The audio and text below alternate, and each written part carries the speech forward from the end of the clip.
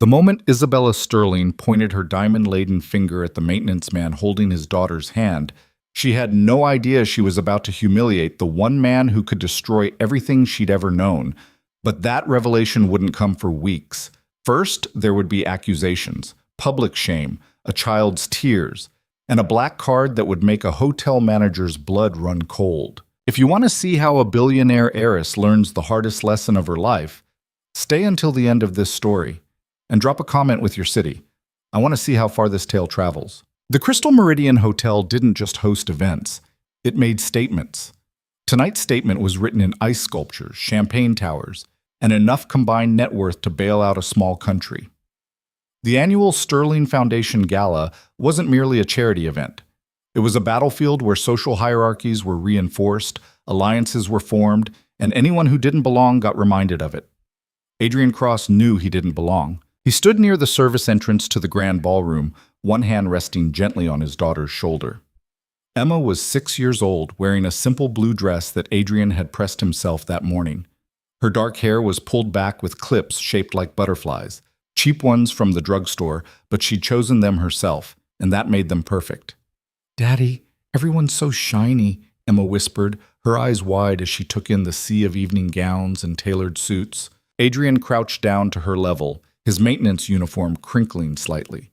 The navy blue shirt with his name embroidered on the pocket felt suddenly more conspicuous than it had during his shift. "You're the shiniest person here, sweetheart." She giggled, then grew serious. "Mrs. Patterson said I could come see where you work. Was that okay?" "It's always okay for you to be with me," Adrian said, meaning every word. The gala was in full swing. Adrian had actually finished his shift an hour ago. A burst pipe in the third-floor men's room had kept him late. But Emma's babysitter had canceled at the last minute. Mrs. Patterson, the events coordinator who'd worked at the hotel for 30 years, had a soft spot for Emma. "Just bring her by," she'd said. "I'll keep an eye on her while you finish up. Poor thing shouldn't be home alone." Adrian had hesitated, but Mrs. Patterson was right. His apartment was 20 minutes away, and Emma was too young to be by herself. So he'd brought her, planning to keep her tucked away in the staff areas until he could take her home. Then Emma had seen the ballroom. Children are drawn to beauty the way moths are drawn to flame, helplessly, completely. Emma had slipped away while Adrian was talking to Mrs. Patterson about the schedule for next week, and by the time he'd noticed she was gone, she was already standing at the ballroom's entrance, transfixed by the lights. Now they were inside, and Adrian was acutely aware of every eye that slid their way. "Sir, I don't think you're supposed to be in here." A waiter, young, nervous, approached with a tray of champagne flutes. "I work here," Adrian said quietly. "I'm just taking my daughter through. We'll be gone in a minute." The waiter glanced at Emma, then back at Adrian's uniform. His expression softened. "Okay, but maybe keep to the sides? Ms. Sterling's giving her speech soon." Isabella Sterling. Adrian had seen her before, of course. The hotel was part of the Sterling Group's portfolio, though it was a relatively small holding compared to their real estate empire and tech investments. Isabella herself rarely visited. She had people who managed the properties, but when she did, everyone knew it. She moved through spaces like she owned them, which technically she did. Adrian had never spoken to her, never had reason to. He fixed toilets and changed light bulbs and kept the infrastructure running. She attended galas and made decisions that affected thousands of employees she'd never meet. Two different worlds orbiting in the same building. "Come on, Emma," Adrian said, guiding his daughter along the perimeter of the ballroom. "Let's get you home." But Emma had stopped walking. She was staring at something across the room. A fountain made entirely of chocolate, with strawberries arranged in a cascade. A server in a white jacket stood nearby, offering fruit to guests on small china plates. "Daddy?" Emma breathed. "Is that real chocolate?" "Very real." "Can we—" "Not tonight, sweetheart." "But—" "Emma." His voice was gentle but firm. "This isn't for us." She looked up at him, and for a moment Adrian saw the question in her eyes that he dreaded most. "Why not?" "Because we don't have $5,000 gala tickets. Because your dress came from Target and mine is a work uniform.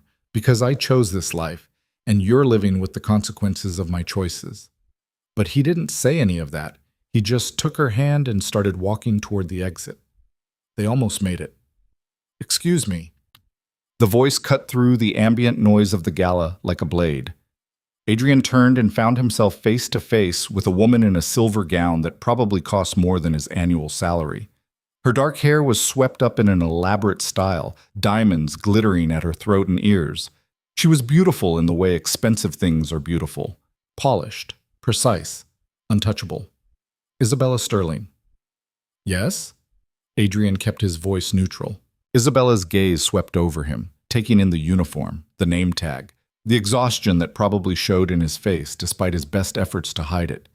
Then her eyes dropped to Emma, who had pressed herself against Adrian's leg. "What are you doing in here?" Isabella asked. "Leaving," Adrian said simply. "That's not what I asked." A few nearby guests had stopped their conversations. Heads were turning.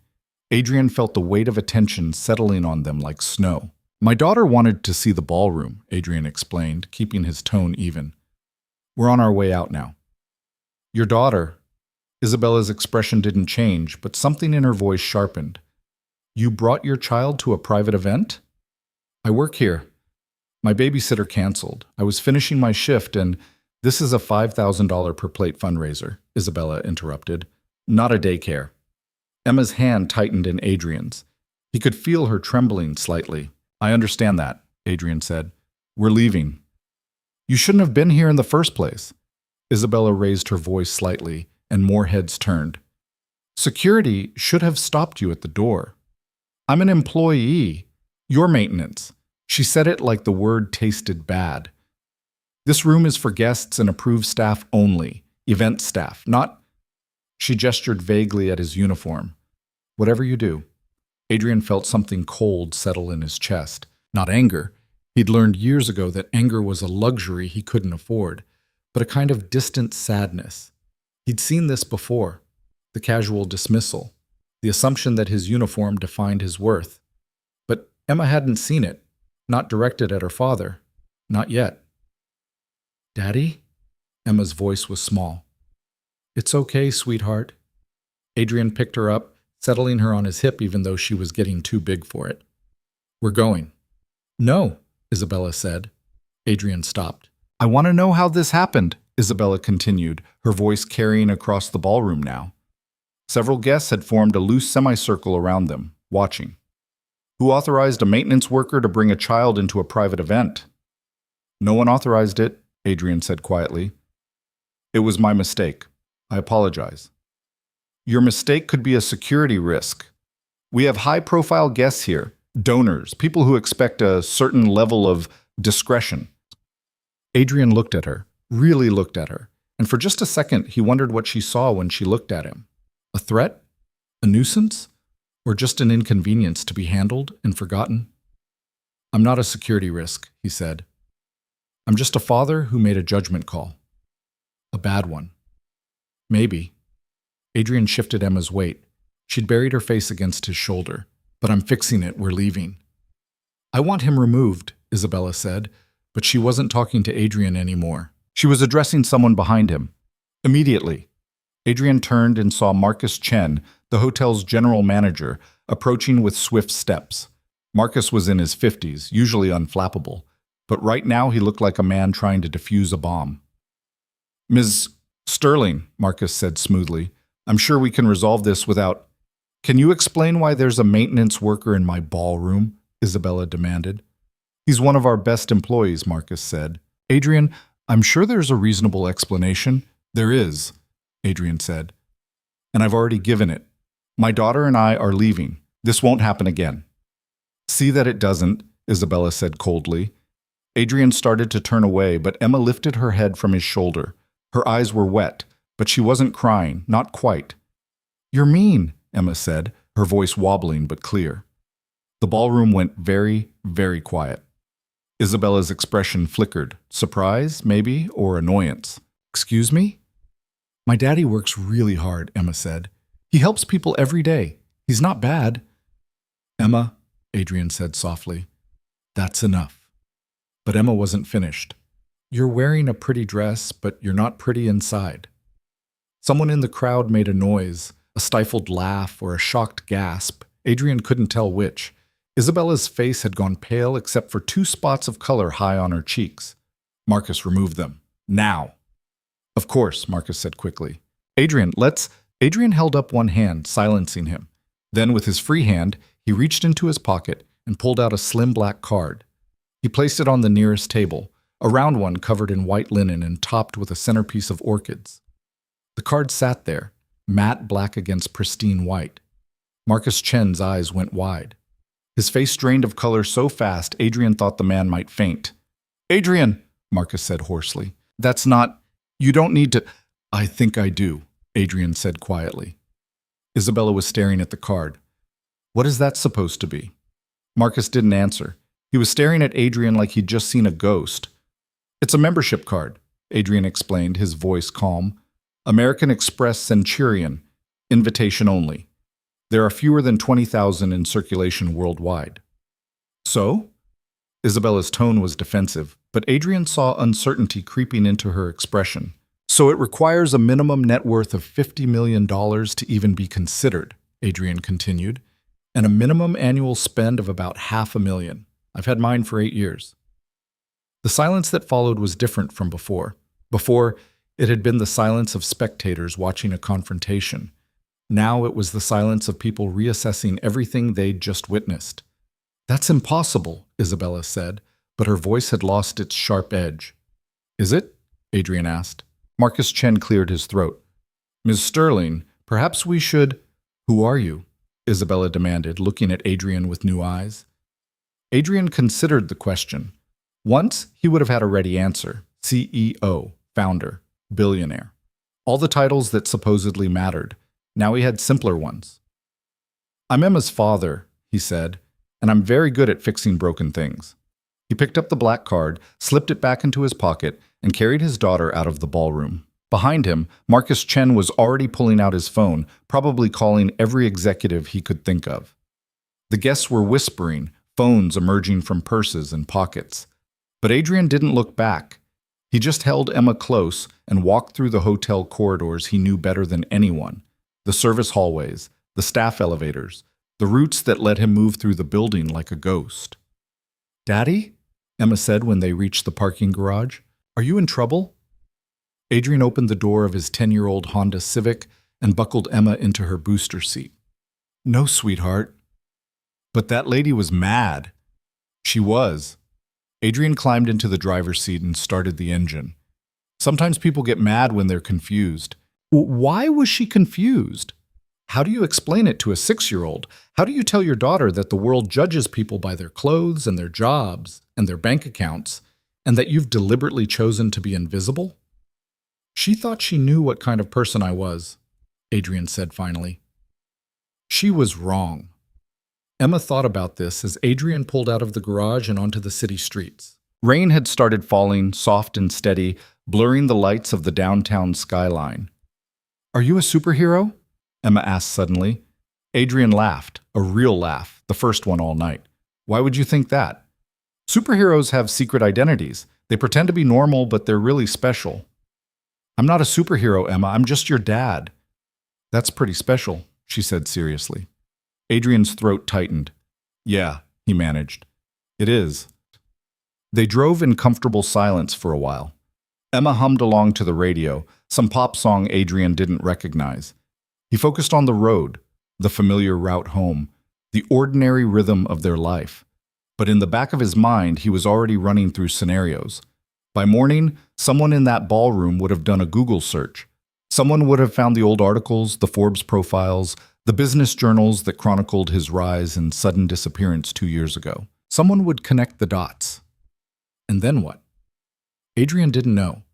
He'd spent 2 years carefully constructing this quiet life. He'd thought it was what Emma needed: stability, normalcy, a father who was present instead of powerful. Now that life had a crack in it. He glanced in the rearview mirror. Emma had fallen asleep, her head tilted against the side of the booster seat, her butterfly clips askew. For her, he thought. Whatever comes next, it's all for her. The apartment building where they lived was nothing special, a 3-story complex in a neighborhood that was safe, but not wealthy. Adrian parked in his assigned spot, gathered Emma into his arms, and carried her upstairs.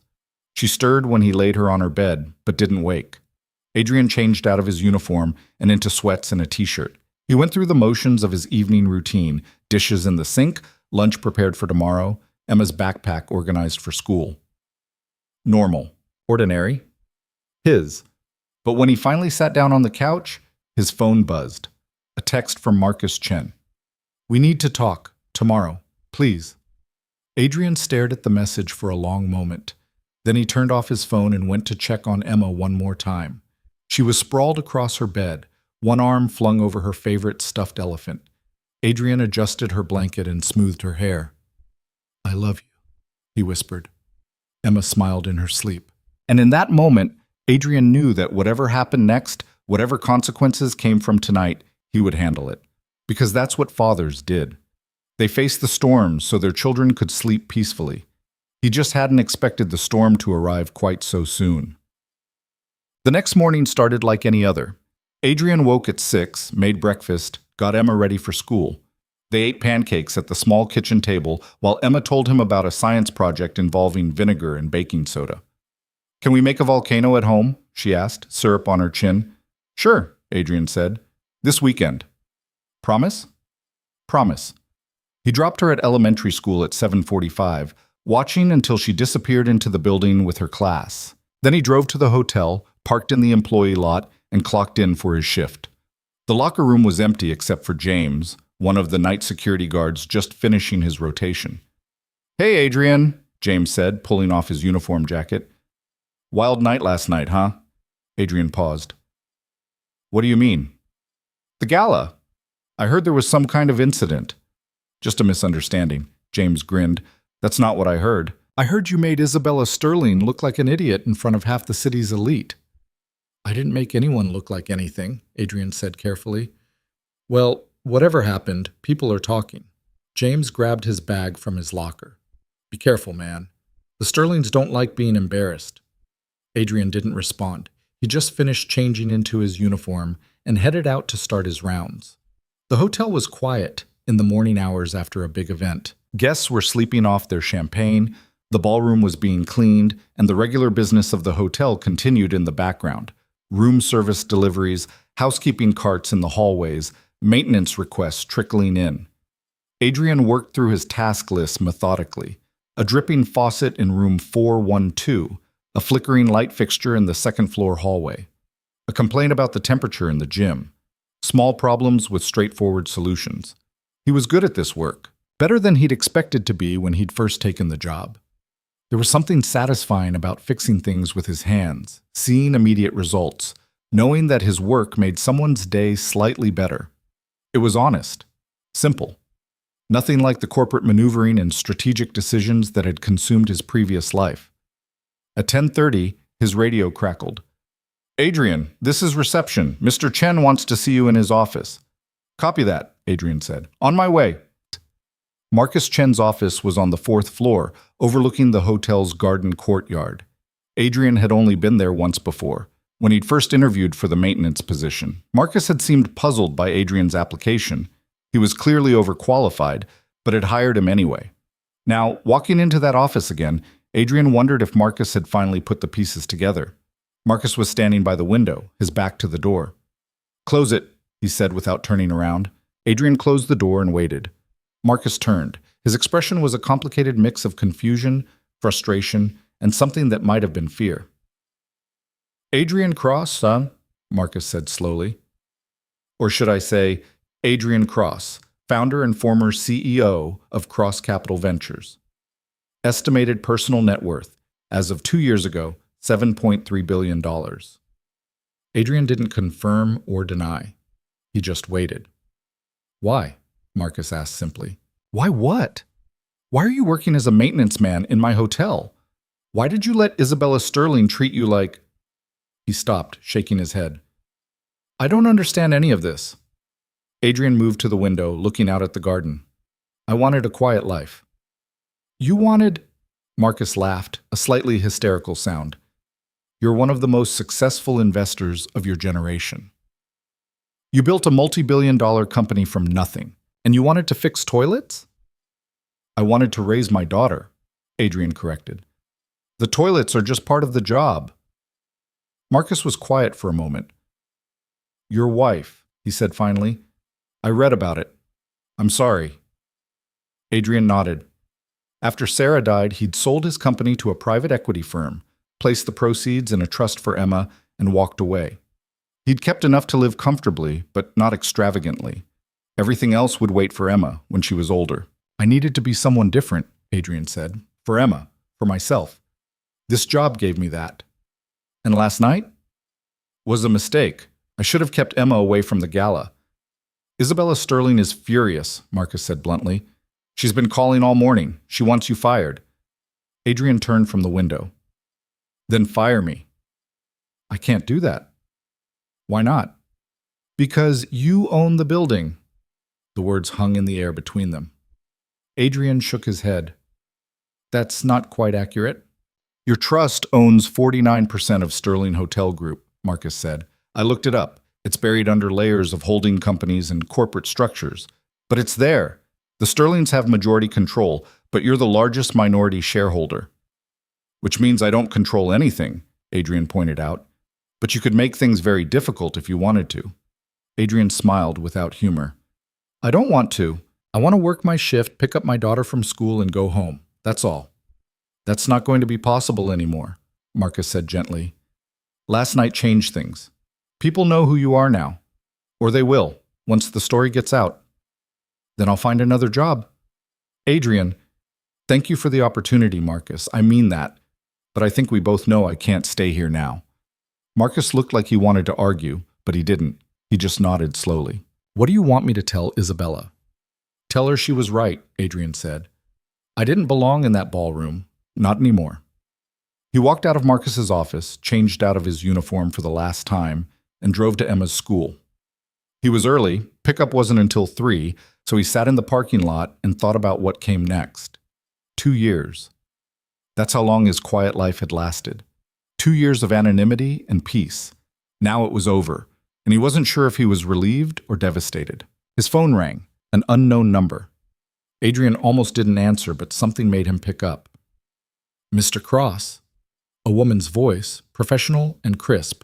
This is Rebecca Marsh from the Sterling Group corporate office. Ms. Sterling would like to meet with you. Would tomorrow afternoon work? No, Adrian said. There was a pause. I'm sorry? I said no. I don't want to meet with Ms. Sterling. Mr. Cross, I don't think you understand. I understand perfectly, Adrian interrupted. Ms. Sterling made her position clear last night. I have nothing more to say to her. He hung up. The phone rang again immediately. Adrian turned it off. At 3 o'clock, he picked up Emma from school. She climbed into the car, chattering about her day, art class, a spelling test, playground drama involving someone named Sophia. How was work, Daddy? She asked. Interesting, Adrian said. How do you feel about a change? Emma looked at him curiously. What kind of change? I'm going to look for a new job. Something different. Will you still have time for me? Always. Then okay. She went back to digging through her backpack. Can we still make the volcano this weekend? Absolutely. They went home.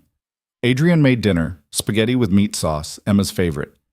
They ate together, talking about nothing in particular. After dinner, they worked on homework, then watched a nature documentary about penguins. Normal. Ordinary. Theirs. But Adrian knew it wouldn't last. And he was right. At 8:30, after Emma was asleep, there was a knock on the apartment door. Adrian looked through the peephole and saw Isabella Sterling standing in his hallway, wearing jeans and a sweater, looking nothing like the polished heiress from the gala. He almost didn't open the door. But something in her expression, uncertainty maybe, or determination, made him turn the lock. Ms. Sterling, he said. Mr. Cross, she replied. We need to talk. Adrian didn't invite her in. He stood in the doorway, one hand on the frame, creating a physical barrier between Isabella Sterling and the life he'd built inside these walls. How did you find my address? He asked. Hotel records. She didn't look apologetic about it. Can we talk? We are talking. Isabella glanced past him into the apartment. Adrian shifted slightly, blocking her view. The living room was modest. A worn couch, Emma's drawings taped to the walls, a bookshelf made from cinder blocks and planks. It was home, and he wasn't ashamed of it, but he also wasn't about to let her scrutinize it. Inside would be better, Isabella said. No. Her jaw tightened. She was used to getting what she wanted, Adrian realized, used to doors opening before she even had to knock. Fine, she said. Then I'll say what I came to say out here. You lied on your employment application. I didn't lie. You omitted your entire professional history. The application asked for relevant work experience, Adrian said calmly. I listed my maintenance certifications and previous property management work. All true.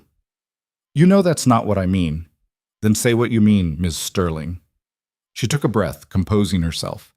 In the hallway's fluorescent light, she looked younger than she had at the gala. Tired, too, like she hadn't slept well. You own nearly half of my company, Isabella said. I own shares in a holding company that owns shares in your company, Adrian corrected. It's not the same thing. It's close enough. And you've been working as a maintenance man in one of our hotels for 2 years without disclosing that fact. I disclosed everything I was legally required to disclose. That's... She stopped, frustration flashing across her face. Why?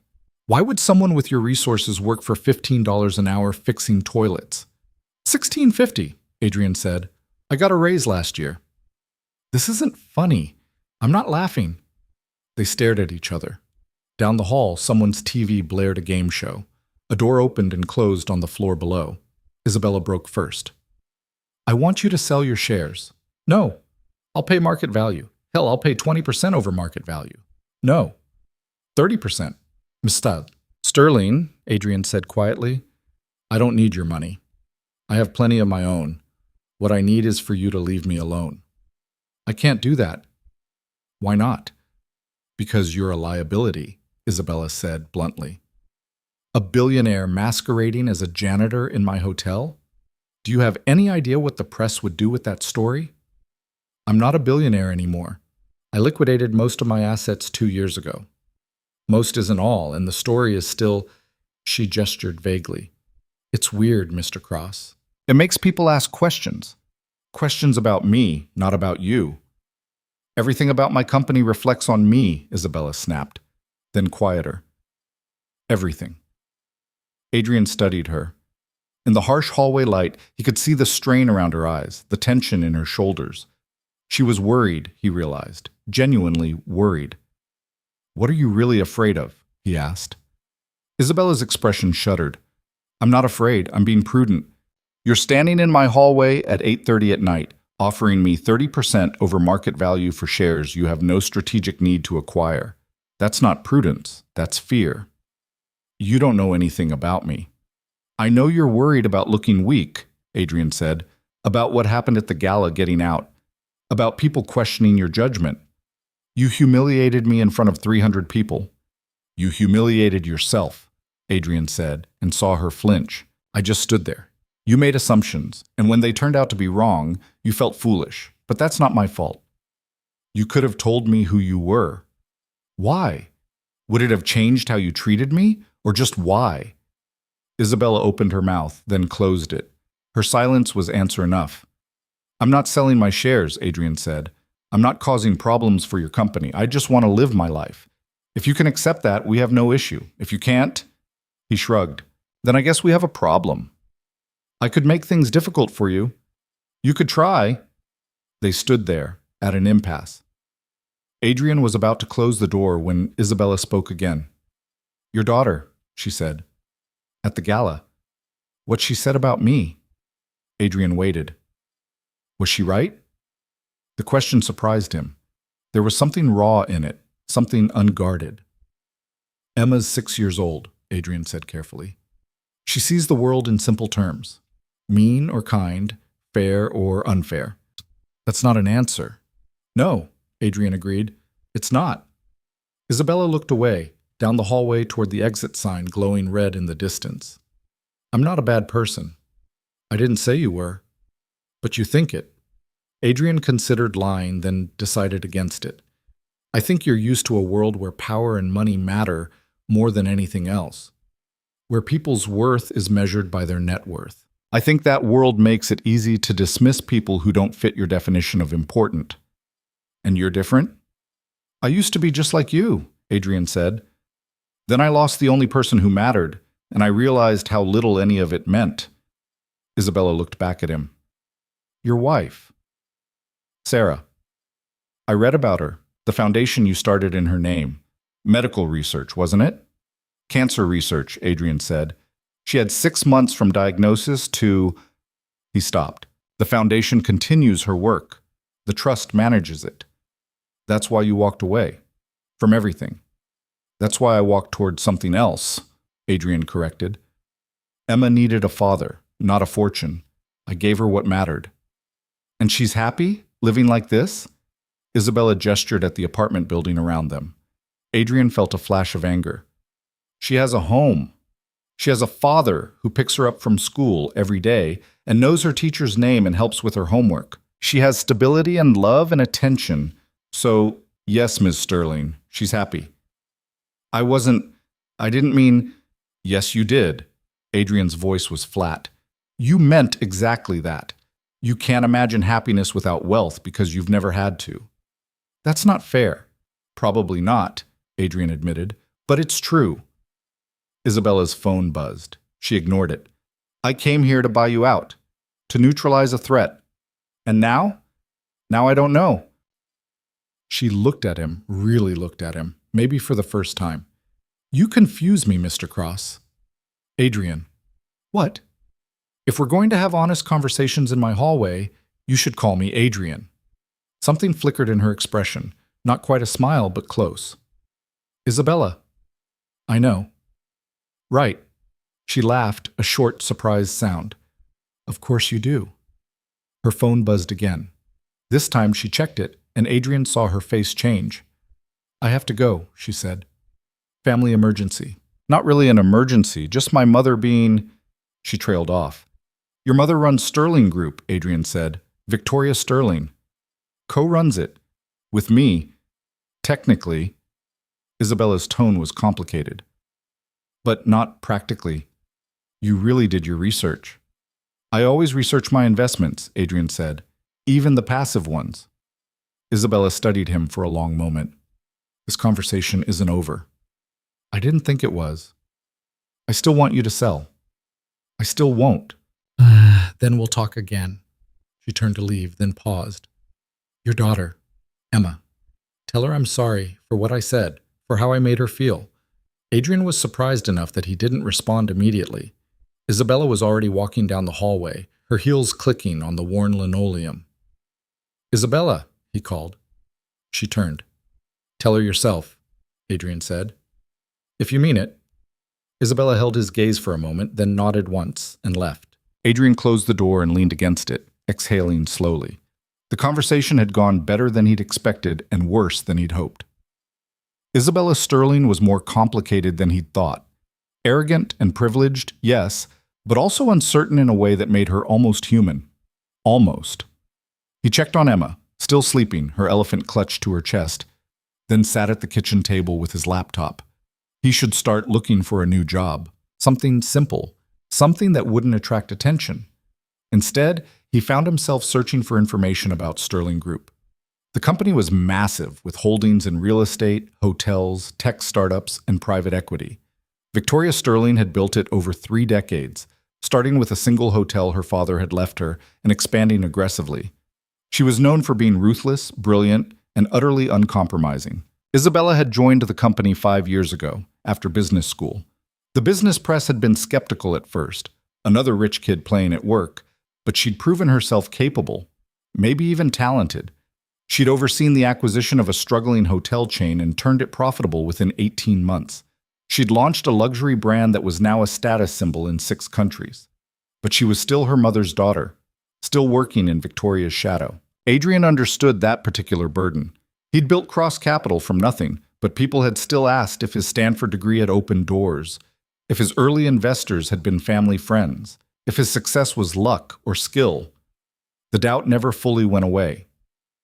He closed the laptop and went to bed, but sleep came slowly. He kept thinking about Isabella's question. Was Emma happy?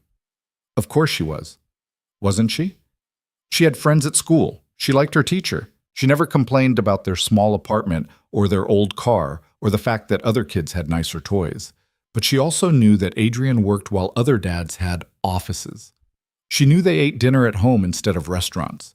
She was 6 years old and already learning to calibrate her expectations downward. Was that happiness or resignation? Adrian stared at the ceiling, listening to the hum of the refrigerator in the kitchen, and didn't have an answer. The next morning, Emma woke up complaining of a sore throat. Adrian felt her forehead, warm but not feverish, and decided to keep her home from school.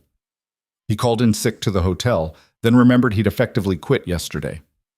"We're having a sick day," he told Emma, settling her on the couch with cartoons and juice. "What do you want for breakfast?"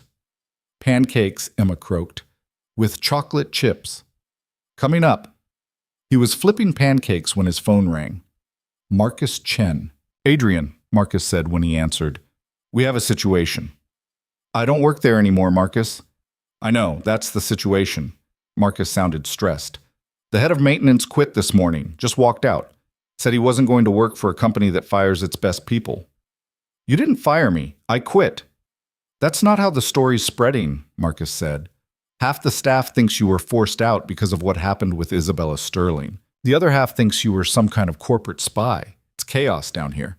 Adrian flipped another pancake. "What do you want me to do about it?" "Come back, please. I'll triple your salary." "Marcus, just temporarily, until I can hire someone permanent. 2 weeks. That's all I'm asking." Adrian looked at Emma on the couch. She'd fallen asleep again, worn out by her cold. If he went back to work, even temporarily, he'd need to find childcare. "Mrs. Patterson, maybe, or—" "I can't," Adrian said.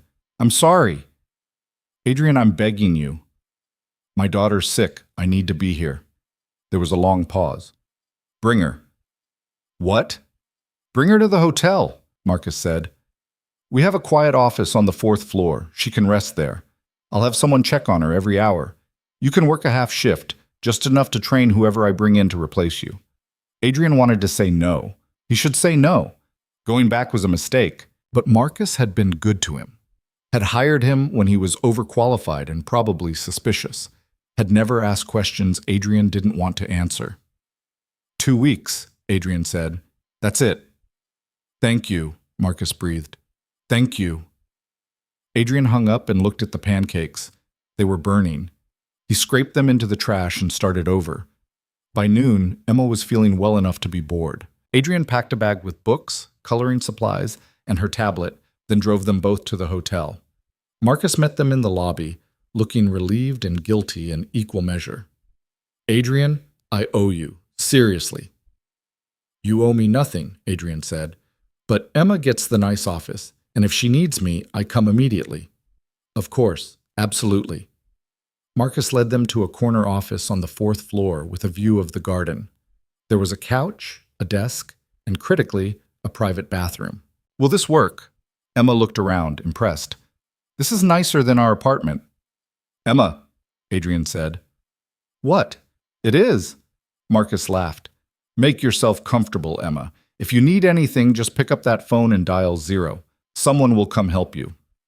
Emma settled onto the couch with her tablet and blanket. Adrian made sure she had water, tissues, and cough drops within reach. "I'll check on you every hour," he told her. "I'm not a baby, Dad." "I know. Humor me anyway." He kissed her forehead and headed down to the maintenance office.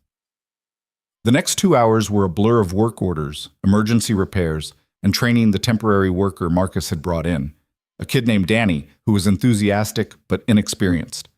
Adrian showed him the hotel's systems, the quirks of the old plumbing, the locations of every shut-off valve and circuit breaker. "This is a lot," Danny said, looking overwhelmed. "You'll learn," Adrian assured him. "Just take notes and don't be afraid to ask questions." At 2 o'clock, Adrian went to check on Emma. She was asleep on the couch, her tablet playing some animated movie on low volume. He adjusted her blanket and was about to leave when the office door opened. Isabella Sterling walked in. She stopped when she saw Adrian. "What are you doing here?" "Working? What are you doing here?" "This is my office." Adrian looked around. "Your office?" "When I'm in town, yes." Isabella's gaze moved to Emma on the couch. "Is that your daughter?" She's sick. Marcus said I could.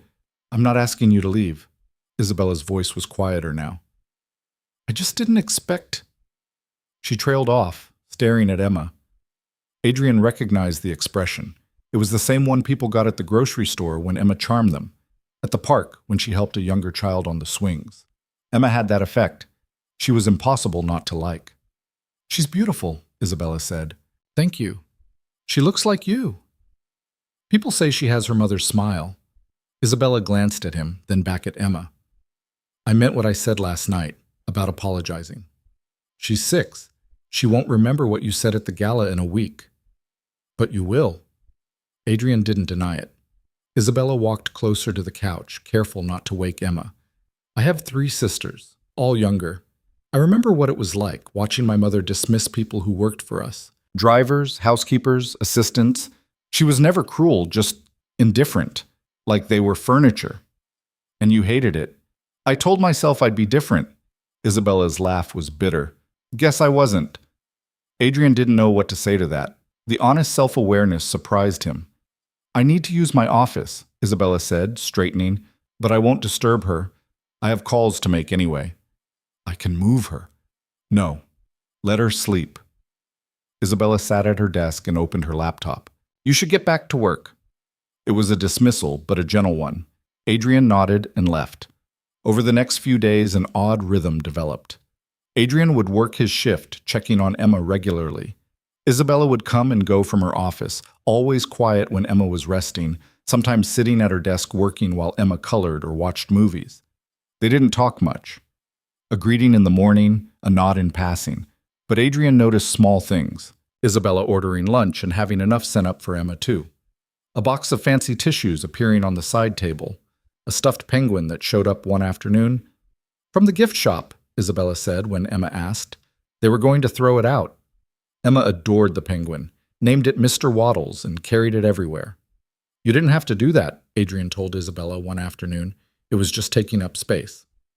The gift shop sells those for $40. Then they're overpriced. Isabella didn't look up from her computer. Your daughter has good taste in penguins. By Friday, Emma was feeling better and asking to go back to school. Adrian's 2 weeks were almost up, and Marcus had found a permanent replacement for the head of maintenance position.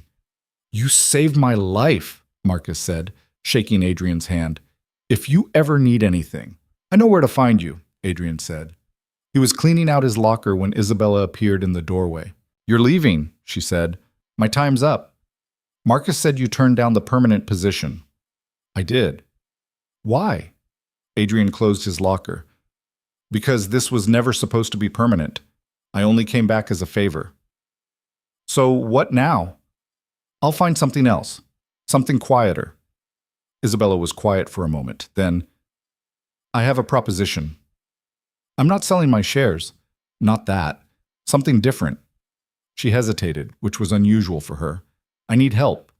Adrian waited. The charity foundation my family runs, Isabella continued. The one that hosted the gala. It's in trouble. The director embezzled funds. We just found out. And the board is threatening to pull their support unless we can prove we've cleaned house and restored accountability. I'm sorry to hear that, but I don't see how it involves me. I want you to consult. Help me rebuild the foundation's financial systems. Set up proper oversight. You have experience with this.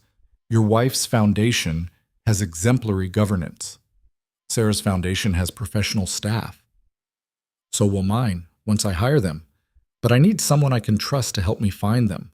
Someone who can't be bought and doesn't care about impressing my mother. Isabella met his eyes. Someone who'll tell me the truth even when I don't want to hear it. Adrian shook his head. I'm not interested in that world anymore. It would be part-time, mostly remote. You'd set your own hours. No.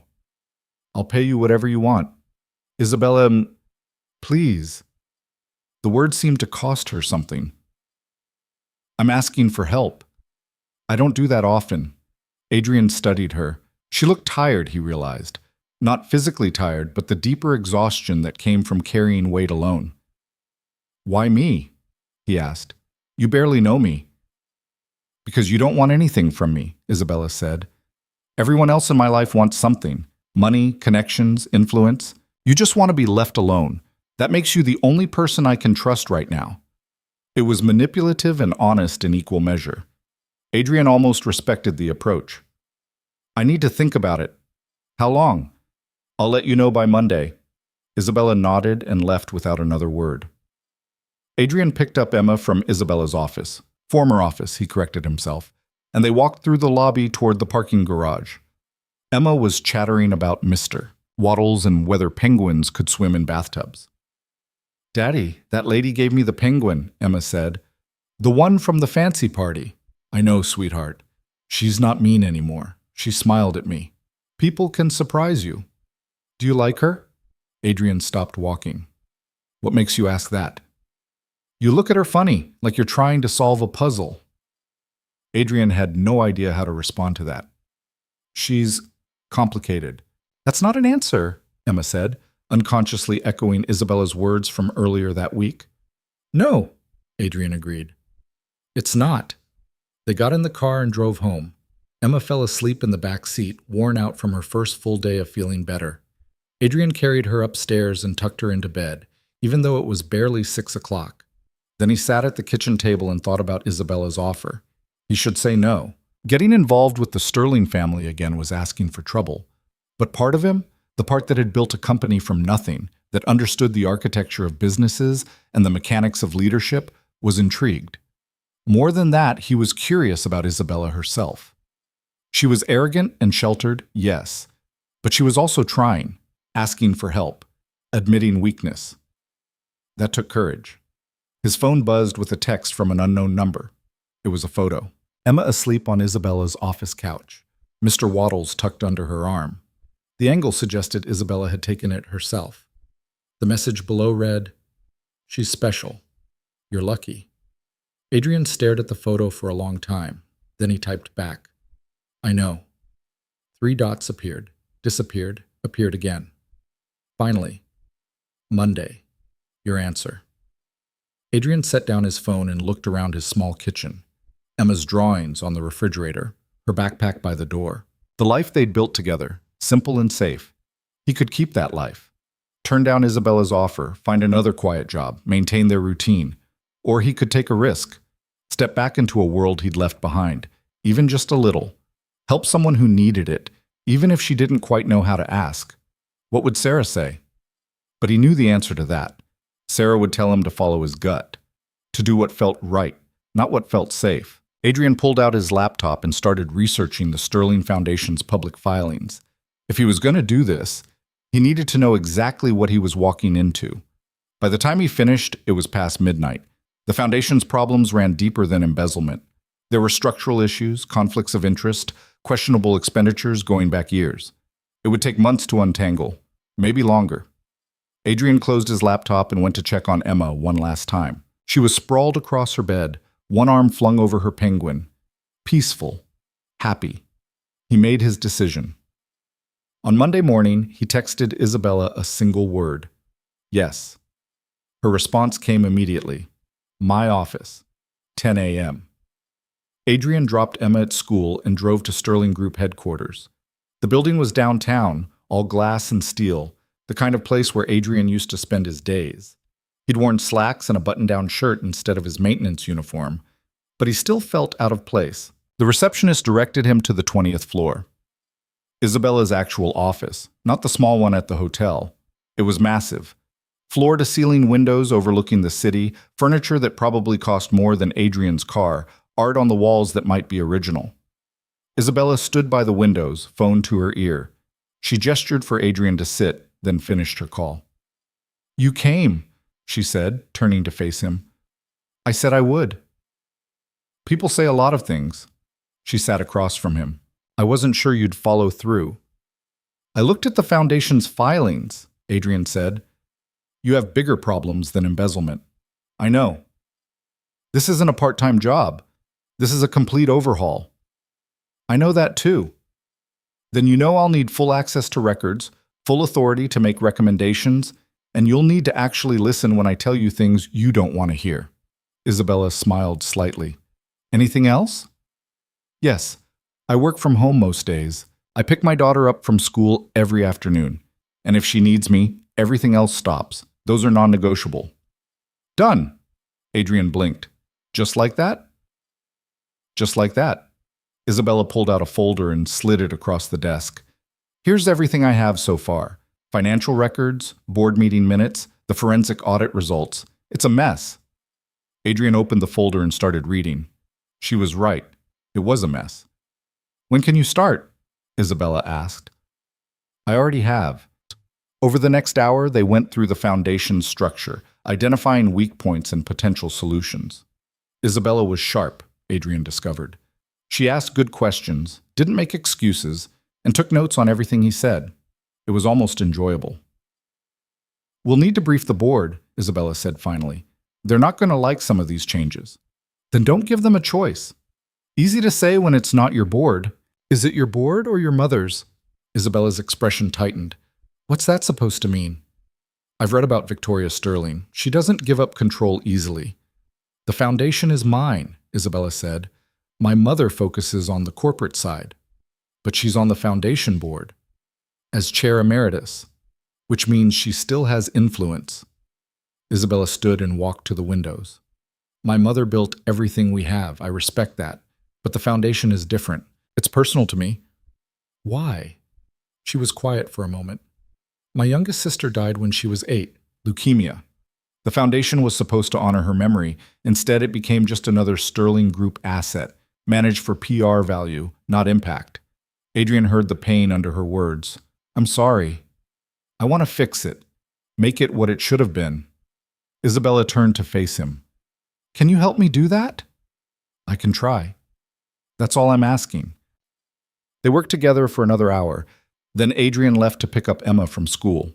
As he drove, he thought about the woman he'd just spent the morning with.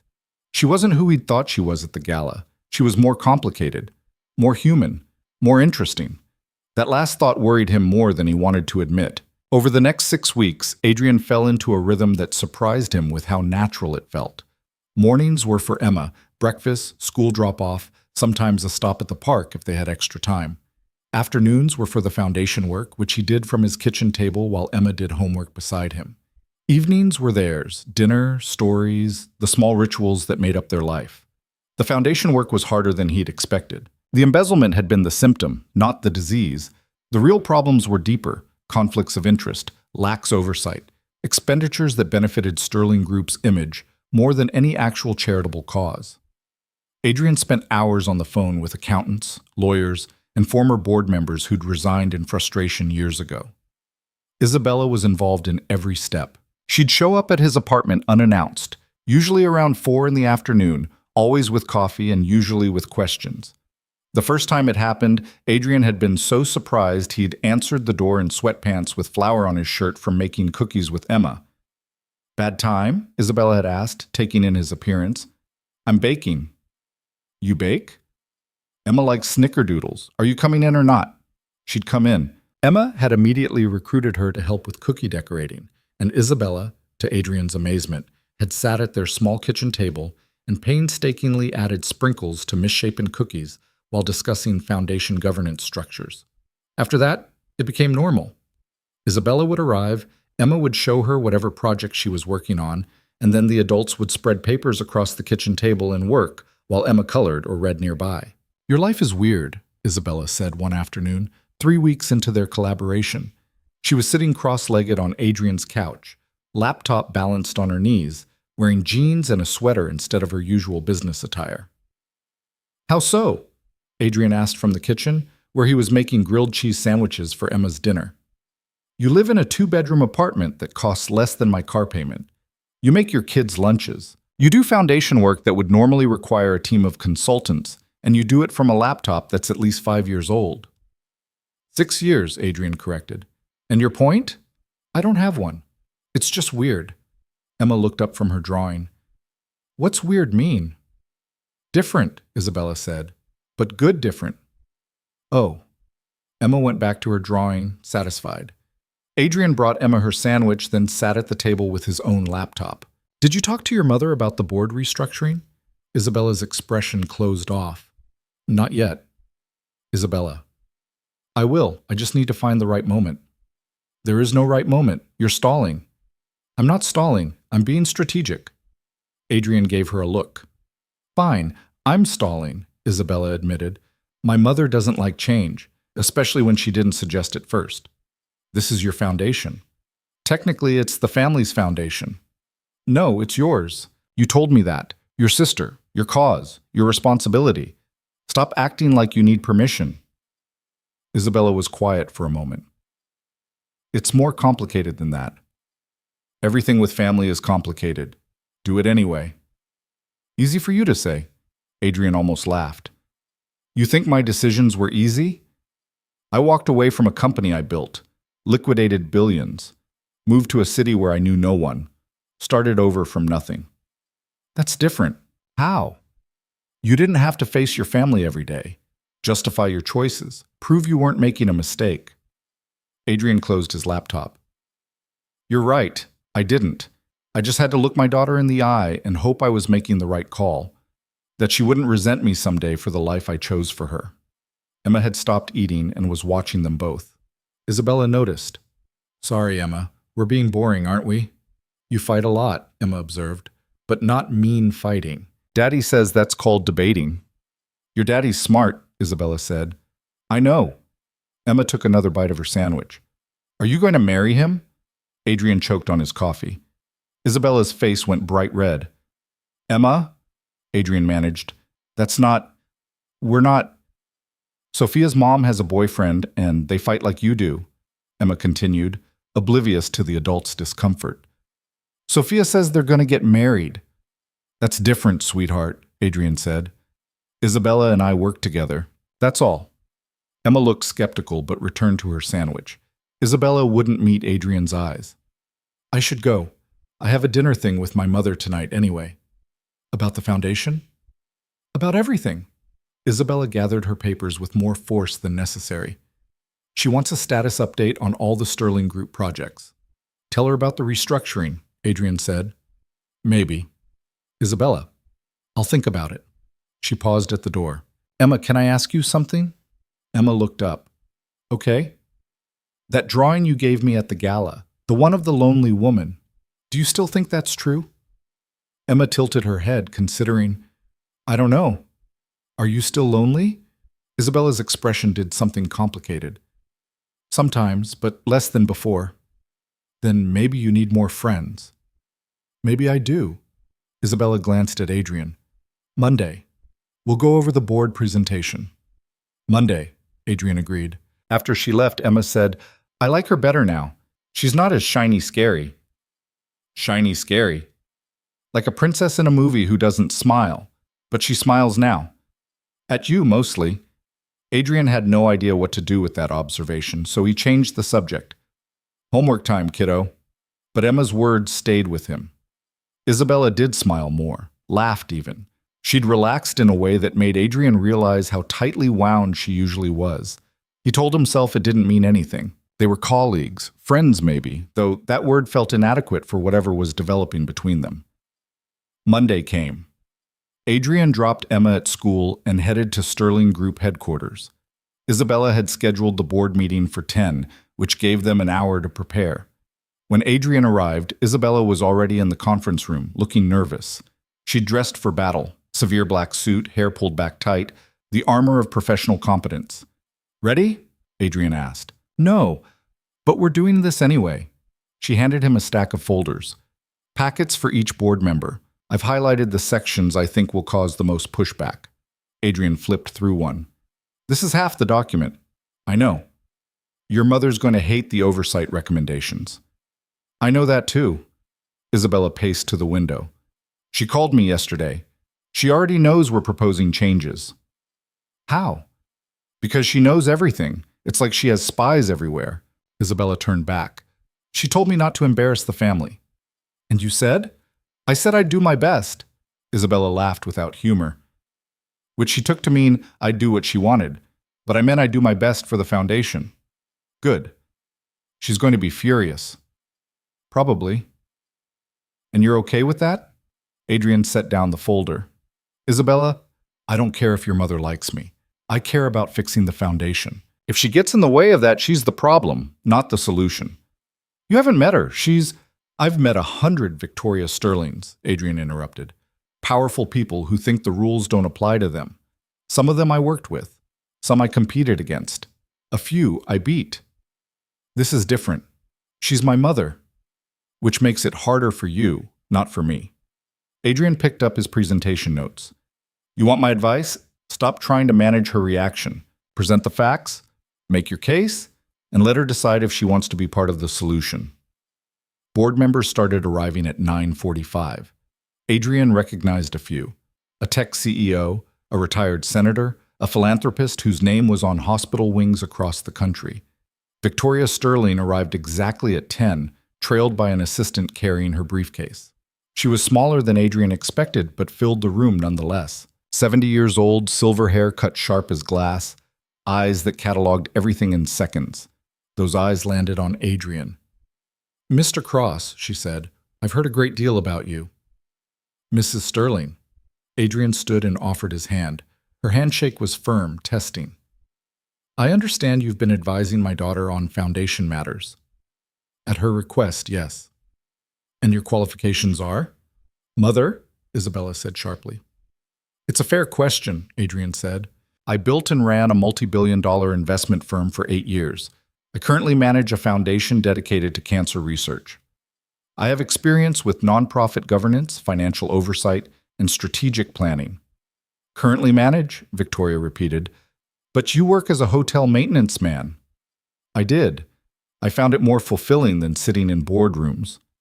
Someone at the table made a choked sound. Victoria's expression didn't change, but Adrian saw the calculation behind her eyes. Shall we begin? Isabella said, taking her seat at the head of the table. The presentation went better than Adrian expected and worse than he hoped. The board members were receptive to most of the changes. Tighter financial controls, independent auditors, clearer mission statements. They nodded along as Isabella outlined the problems and proposed solutions. Then they got to the governance recommendations. You want to remove board members? Victoria's voice was ice. I want to restructure the board, Isabella corrected. Reduce conflicts of interest.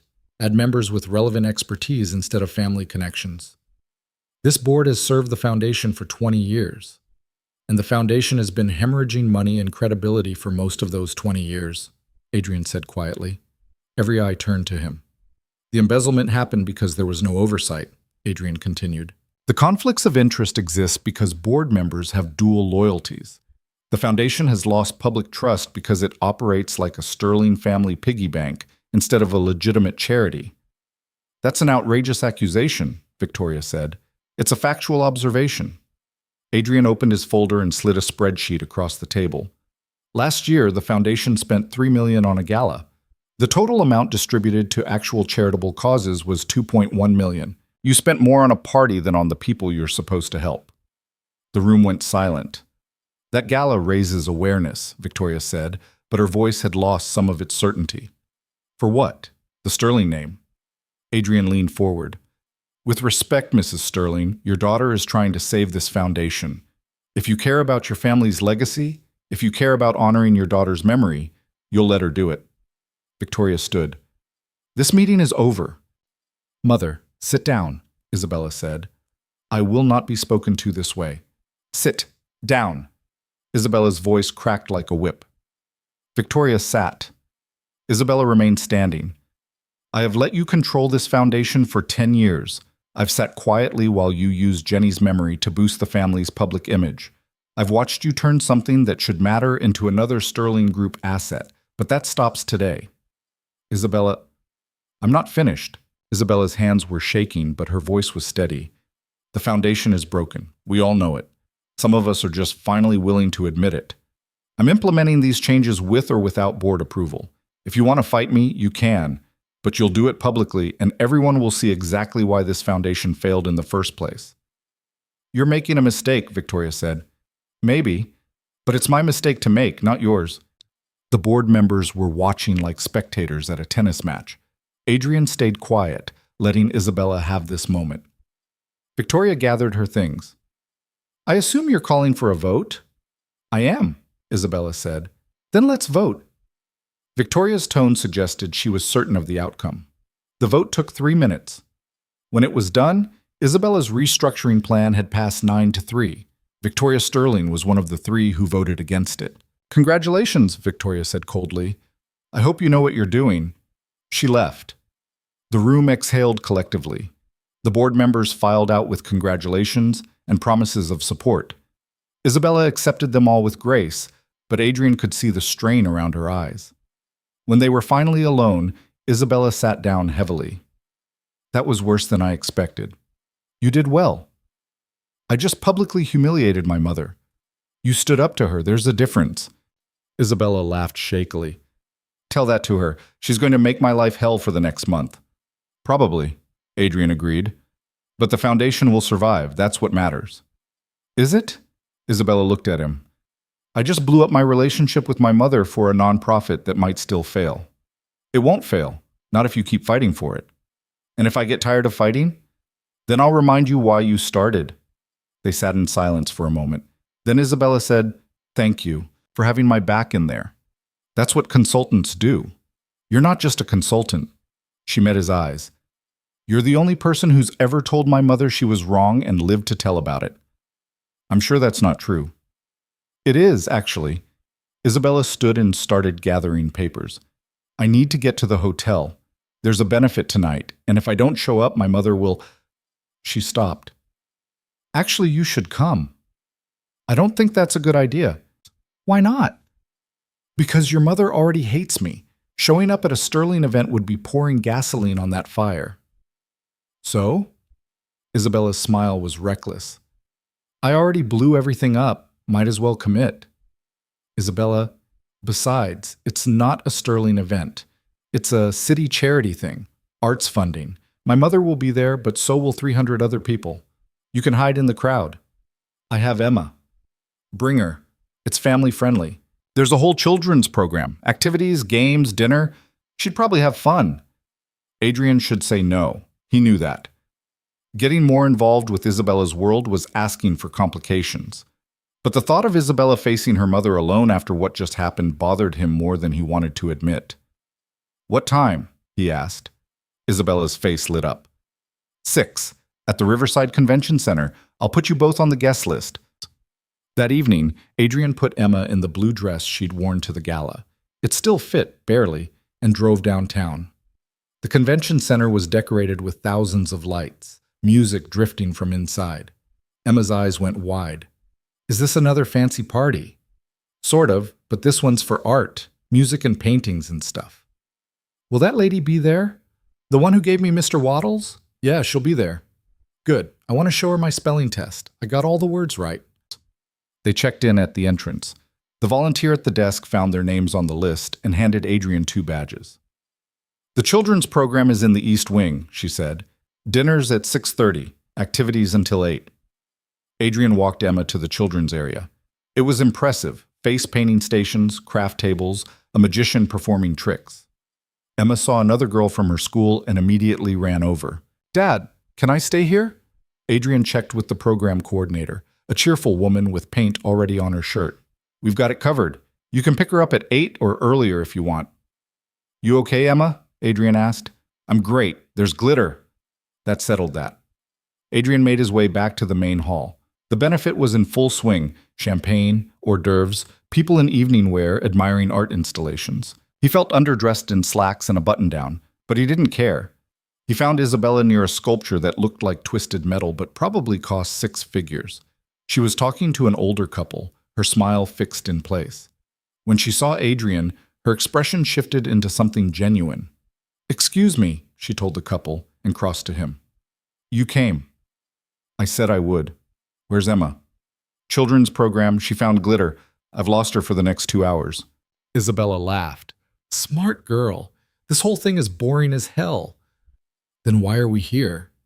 Because appearance matters, or so my mother keeps telling me.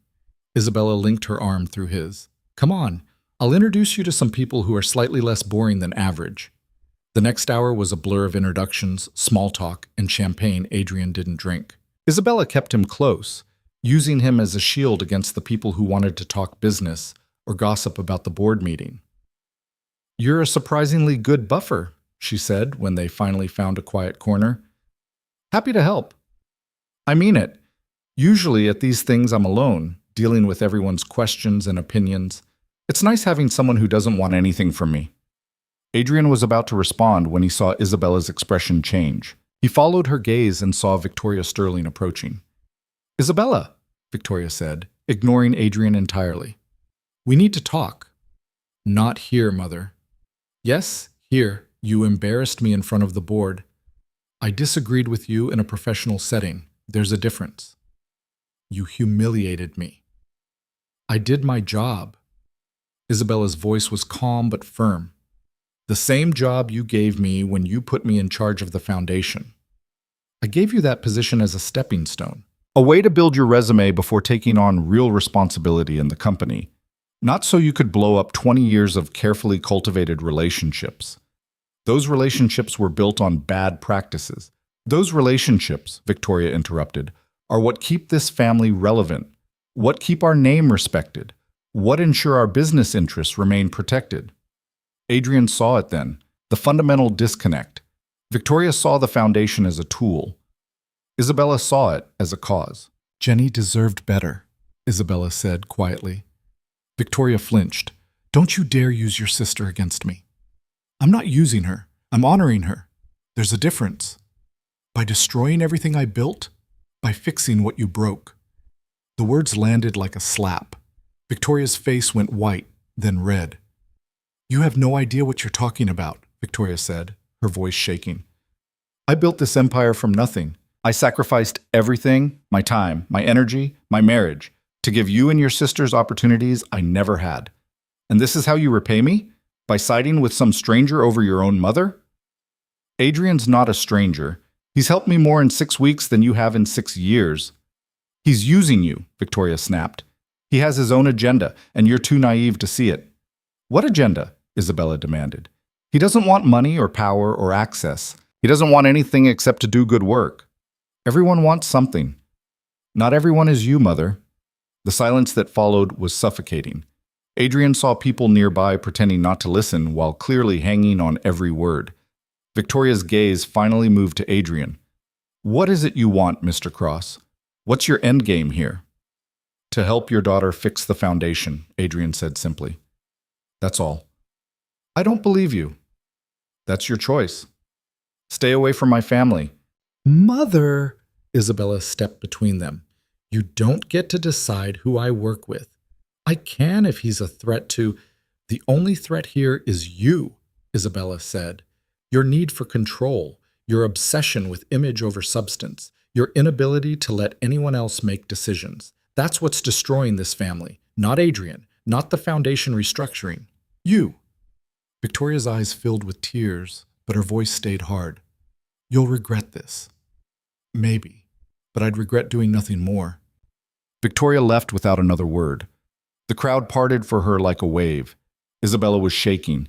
Adrian put a hand on her shoulder. "You okay?" "No, but I will be." She laughed, a broken sound. "I just burned every bridge I have with my mother in front of half the city's elite. You stood up for what you believed in. Was it worth it? Ask me in 6 months when the foundation is actually helping people." Isabella leaned against him just for a second. "I need air." They stepped onto the terrace. The city lights spread out below them, beautiful and indifferent. "My mother's right about one thing," Isabella said after a moment. "I don't know if I can actually do this. Fix the foundation, I mean. What if I fail?" "Then you fail, and you try again. Easy for you to say." "No, it's not." Adrian turned to face her.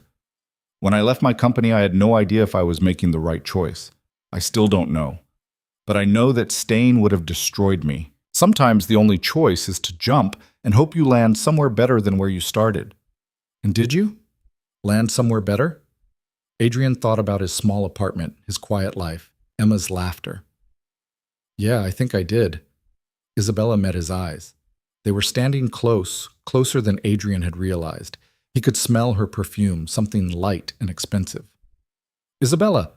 His phone buzzed, a text from the children's program coordinator. "Emma's asking for you." "Nothing wrong, just wants to show you something." Adrian stepped back. "I need to check on Emma." "Right, of course," Isabella looked away. "I should probably make the rounds anyway. Do damage control." "Will you be okay?" I survived boarding school and my mother's disapproval for 29 years. I'll survive this too. Adrian found Emma in the children's area, covered in paint and grinning. She'd made a picture, abstract swirls of color that might be a sunset or might be nothing at all. It's for Isabella, Emma announced. For her office. She'll love it, Adrian said, meaning it. They found Isabella near the exit, saying goodbye to the event organizers.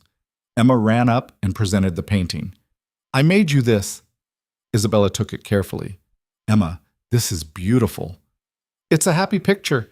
Daddy says you need more happy things in your office. Did he? Isabella glanced at Adrian, amused.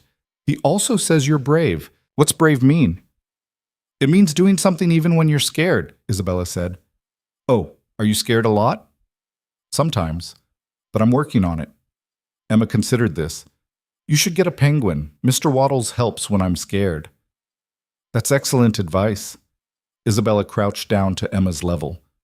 Thank you for the picture. I'll put it somewhere I can see it every day. Promise? Promise. They said their goodnights. In the car, Emma chattered about the magician and the face painting and the new friend she'd made. Adrian listened with half his attention, the other half stuck on the moment on the terrace when he'd been too close to Isabella, when something had almost happened that would have complicated everything. When they got home, he tucked Emma into bed and sat in the kitchen with his laptop, staring at the foundation files without really seeing them. His phone buzzed, a text from Isabella. Thank you for tonight. For everything. Adrian typed and deleted 3 responses before settling on any time. 3 dots appeared, disappeared, appeared again. Finally, I meant it. About you being more than a consultant. You're a friend. Maybe the only real one I have. Adrian stared at the message for a long time. Then he typed, You're a friend too, even when you're being stubborn. Especially when I'm being stubborn, she replied. Adrian smiled and set down his phone. Outside, the city hummed with life. Inside, everything was quiet except for the sound of Emma's breathing from her bedroom and the hum of the refrigerator. Simple. Peaceful. His. But somewhere in the back of his mind, a small voice whispered that peace never lasted, that storms were coming, and this time he might not be able to weather them alone. He pushed the thought away and went to bed. Tomorrow would bring whatever it brought. Tonight, Emma was safe and sleeping. The foundation had a path forward, and Isabella was fighting for something that mattered. For now, that was enough. The storm Victoria promised came 3 weeks later, and it came from a direction Adrian didn't expect. He was at Emma's school for parent-teacher conferences when his phone started buzzing. 5 calls in 10 minutes, all from numbers he didn't recognize. He ignored them until he saw Marcus Chen's name flash across the screen. Marcus, I'm in a meeting. You need to see the news, Marcus said. Now. Adrian excused himself from Mrs. Henderson's classroom and stepped into the hallway. He pulled up a news site on his phone and felt his stomach drop. The headline read, Billionaire imposter. Former CEO Adrian Cross worked undercover at Sterling Hotel for 2 years. The article had everything, his background, his net worth, photos from his corporate days next to a grainy shot of him in his maintenance uniform. Speculation about why he'd taken the job, whether he'd been spying on the Sterling family, if there was corporate espionage involved, and at the bottom, a quote from an unnamed Sterling Group executive. Mr. Cross's deception raises serious questions about his motives and integrity. The company is conducting a full investigation. Adrian called Isabella. She answered on the first ring. I didn't know, she said immediately. I swear I had nothing to do with this. I know. Your mother? Who else? Isabella's voice was tight with anger. She's been waiting for the right moment. This is her response to the board vote. She's trying to discredit me so the foundation changes get reversed. Yes, and it's working. Half the board called me this morning asking if we should delay implementation. Adrian leaned against the hallway wall, watching parents file past him into classrooms. Normal people with normal lives, unaware that his world was currently imploding. What do you want to do? He asked. Fight back, but I don't know how. Don't do anything yet. Let me think. He paused. I need to pick up Emma. Can we talk tonight? I'll come over. Adrian hung up and went back to finish the conference. Mrs. Henderson was enthusiastic about Emma's progress, reading above grade level, good at math, excellent social skills. It all felt surreal sitting there discussing spelling tests while his face was plastered across business news sites. When he picked Emma up, she was her usual chattering self, completely oblivious. Adrian was grateful for that, at least. Whatever happened, he'd keep this away from her as long as possible. They were halfway home when Emma said, "Daddy, why were those people taking pictures of us?" Adrian's hands tightened on the steering wheel. "What people?" "At school, when we came out. There were two people with cameras." He'd been so distracted he hadn't noticed. Adrian glanced in the rear-view mirror and saw a sedan following them, staying back 2 cars but definitely following. "Emma, sweetie, we're going to play a game, okay? When we get home, I want you to go straight inside. Don't look at anyone, don't talk to anyone. Just go right to our apartment. Can you do that?" Emma nodded, picking up on his tension. "Are we in trouble?" "No, baby. Everything's fine. It's just a game." It wasn't fine. When they pulled into the apartment complex, Adrian saw 3 people with cameras waiting near the entrance. They swarmed the car as he parked. Adrian got out, blocking Emma's door. "Stay in the car," he told her. "Mr. Cross, is it true you were investigating the Sterling family? Did you plan the infiltration or were you hired by a competitor? What was your relationship with Isabella Sterling?" Adrian ignored them all. He opened Emma's door, picked her up even though she was really too big for it now, and carried her toward the building. The reporters followed, shouting questions, cameras flashing. Emma buried her face in his shoulder. "Daddy, I'm scared." "It's okay. Almost there." Mrs. Patterson from 2B opened the building door for them. "Vultures," she muttered, glaring at the reporters. "I'll call the building manager about getting them removed." Adrian nodded his thanks and carried Emma upstairs. Once inside their apartment, he set her down and locked the door. "Who were those people?" Emma asked. "Reporters. They want to ask me questions about work." "Why?" "It's complicated, sweetheart." Adrian knelt down to her level.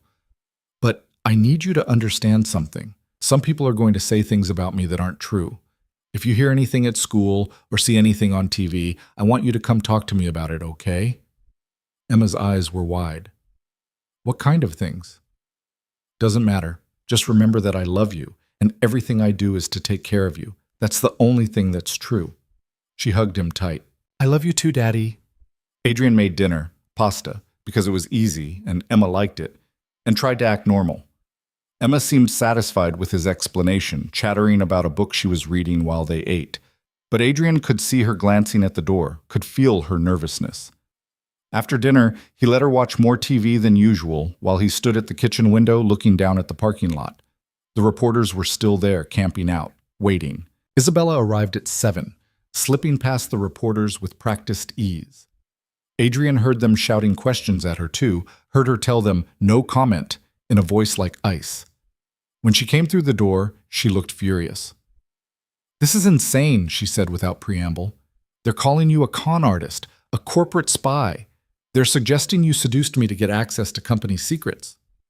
"They're doing their job," Adrian said. "Sensational sells." "This isn't funny." "I'm not laughing." He handed her a glass of water. "Your mother's good at this. I'll give her that.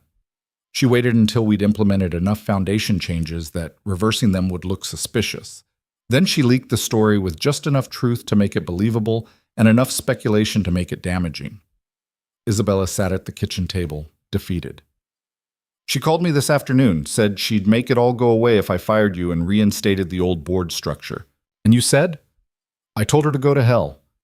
Despite everything, Adrian smiled. That must have gone over well. "She hung up on me. Then she had her lawyers send a letter saying I'm in breach of my fiduciary duty to Sterling Group and she's calling for a vote to remove me from the foundation leadership." "Can she do that?" "If she gets enough board votes, yes. And after today's news, some of them are wavering." Isabella put her head in her hands. "I'm sorry. This is my fault. I should have known she'd retaliate." "Hey, Isabella." Emma had appeared in the doorway, Mr. Waddles under one arm. "Why do you look sad?" Isabella lifted her head, composing her expression. "Just having a hard day, sweetheart." "Daddy says hard days are when you need friends most." Emma crossed to Isabella and held out the penguin. "You can borrow Mr. Waddles if you want. He's good at making people feel better." Isabella's eyes got suspiciously bright. "Thank you, Emma. That's very kind."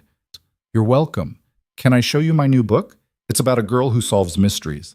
Adrian started to redirect Emma, but Isabella said, I'd love to see it. They sat on the couch together, Emma showing Isabella her book, pointing out her favorite illustrations. Adrian watched from the kitchen, something tight in his chest loosening slightly. Whatever else was happening, this was real. Emma's kindness, Isabella's genuine smile, the ordinary moment in his living room. After Emma went to bed, Isabella and Adrian sat at the kitchen table, laptops open, planning their response. We need to go public, Isabella said. Tell your side before my mother controls the narrative. I'm not doing interviews. Then a statement, something official. Saying what? That I worked as a janitor because I wanted to? That'll just raise more questions.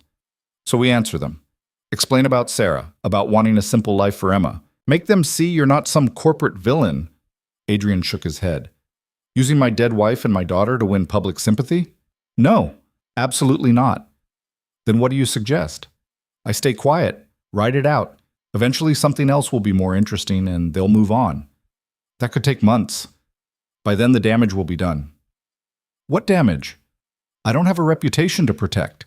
I'm not running for office or trying to get investors. I'm just a guy trying to raise his kid. But the foundation will be fine, Adrian interrupted. You've already implemented the changes. The new oversight structure is in place. Even if they remove you from leadership, the reforms will stick because undoing them would require board approval, and that would look terrible after everything that's come out. Isabella stared at him. You're saying we've already won. I'm saying the foundation's going to be okay. Whether that counts as winning depends on what you care about more, the cause or the credit. That's not fair. It's true, though, isn't it? Adrian kept his voice gentle. You can fight your mother for control and spend the next year in a very public, very ugly battle. Or you can step back, let someone else take over the foundation leadership, and trust that the work will continue. Step back? She's trying to destroy my credibility. Only if you fight her on her terms. Adrian closed his laptop. You've spent your whole life trying to prove yourself to your mother, to show you're worthy of the Sterling name, that you deserve your position. But what if you just stopped? Stopped what? Caring what she thinks, needing her approval, fighting for recognition. He leaned forward. You told me the foundation was about honoring your sister. If that's true, does it matter who runs it as long as it helps people? Isabella was quiet for a long time. You're asking me to give up. I'm asking you to let go. There's a difference? Yeah. Giving up means you stop caring. Letting go means you care enough to do what's right instead of what feels good. Isabella stood and walked to the window, looking out at the reporters still camped in the parking lot. If I step down, she wins. If you stay and fight, you both lose. The foundation becomes a battlefield. The mission gets lost in the drama, and your mother gets to play victim while you look like a spoiled heiress fighting for power. Adrian joined her at the window. But if you step back gracefully, put someone independent in charge, and support the foundation without leading it, you look like the bigger person. And the work continues. I hate that you're right. I know. She turned to face him. What about you? The story's not going away. People are going to keep asking questions. Let them. I don't owe anyone an explanation for how I choose to live my life. You're not worried about Emma? What she might hear? Adrian had been worried about exactly that since the moment he saw the headline. But he said, Emma knows I love her. That's what matters. The rest is just noise. Isabella studied his face. You're either incredibly brave or incredibly stubborn. Can't it be both? She smiled despite herself. I should go. It's late. At the door, she paused. My mother's lawyers are going to come after you next. Try to find something to use against you. Unpaid parking tickets, tax irregularities, anything. They won't find anything. You're sure? I'm not a saint, Isabella, but I'm careful. And when I left my company, I made sure everything was clean. No shortcuts, no gray areas, just in case someone ever came looking. You thought that far ahead? I always think that far ahead. It's how I survived in business. He opened the door for her. Get some sleep. Tomorrow we'll draft your statement about stepping down from the foundation. You're staying on as consultant, though, right? Adrian hesitated. That might not be a good idea. Adrian, your mother's not stupid. She knows the easiest way to undermine the foundation's credibility is to tie it to me. If I stay involved, Every decision you make gets questioned. Every donation gets scrutinized. I don't care. You should. The foundation's bigger than both of us. He softened his voice. Find someone good to run it. Someone with a clean reputation and no connection to the Sterling family drama. Give them the structure we built and trust them to execute. And what will you do? Same thing I've been doing. Be Emma's dad. Maybe find some consulting work that doesn't involve my face on the news. Isabella looked like she wanted to argue more, but she just nodded and left. The next morning, Adrian woke to find the story had spread.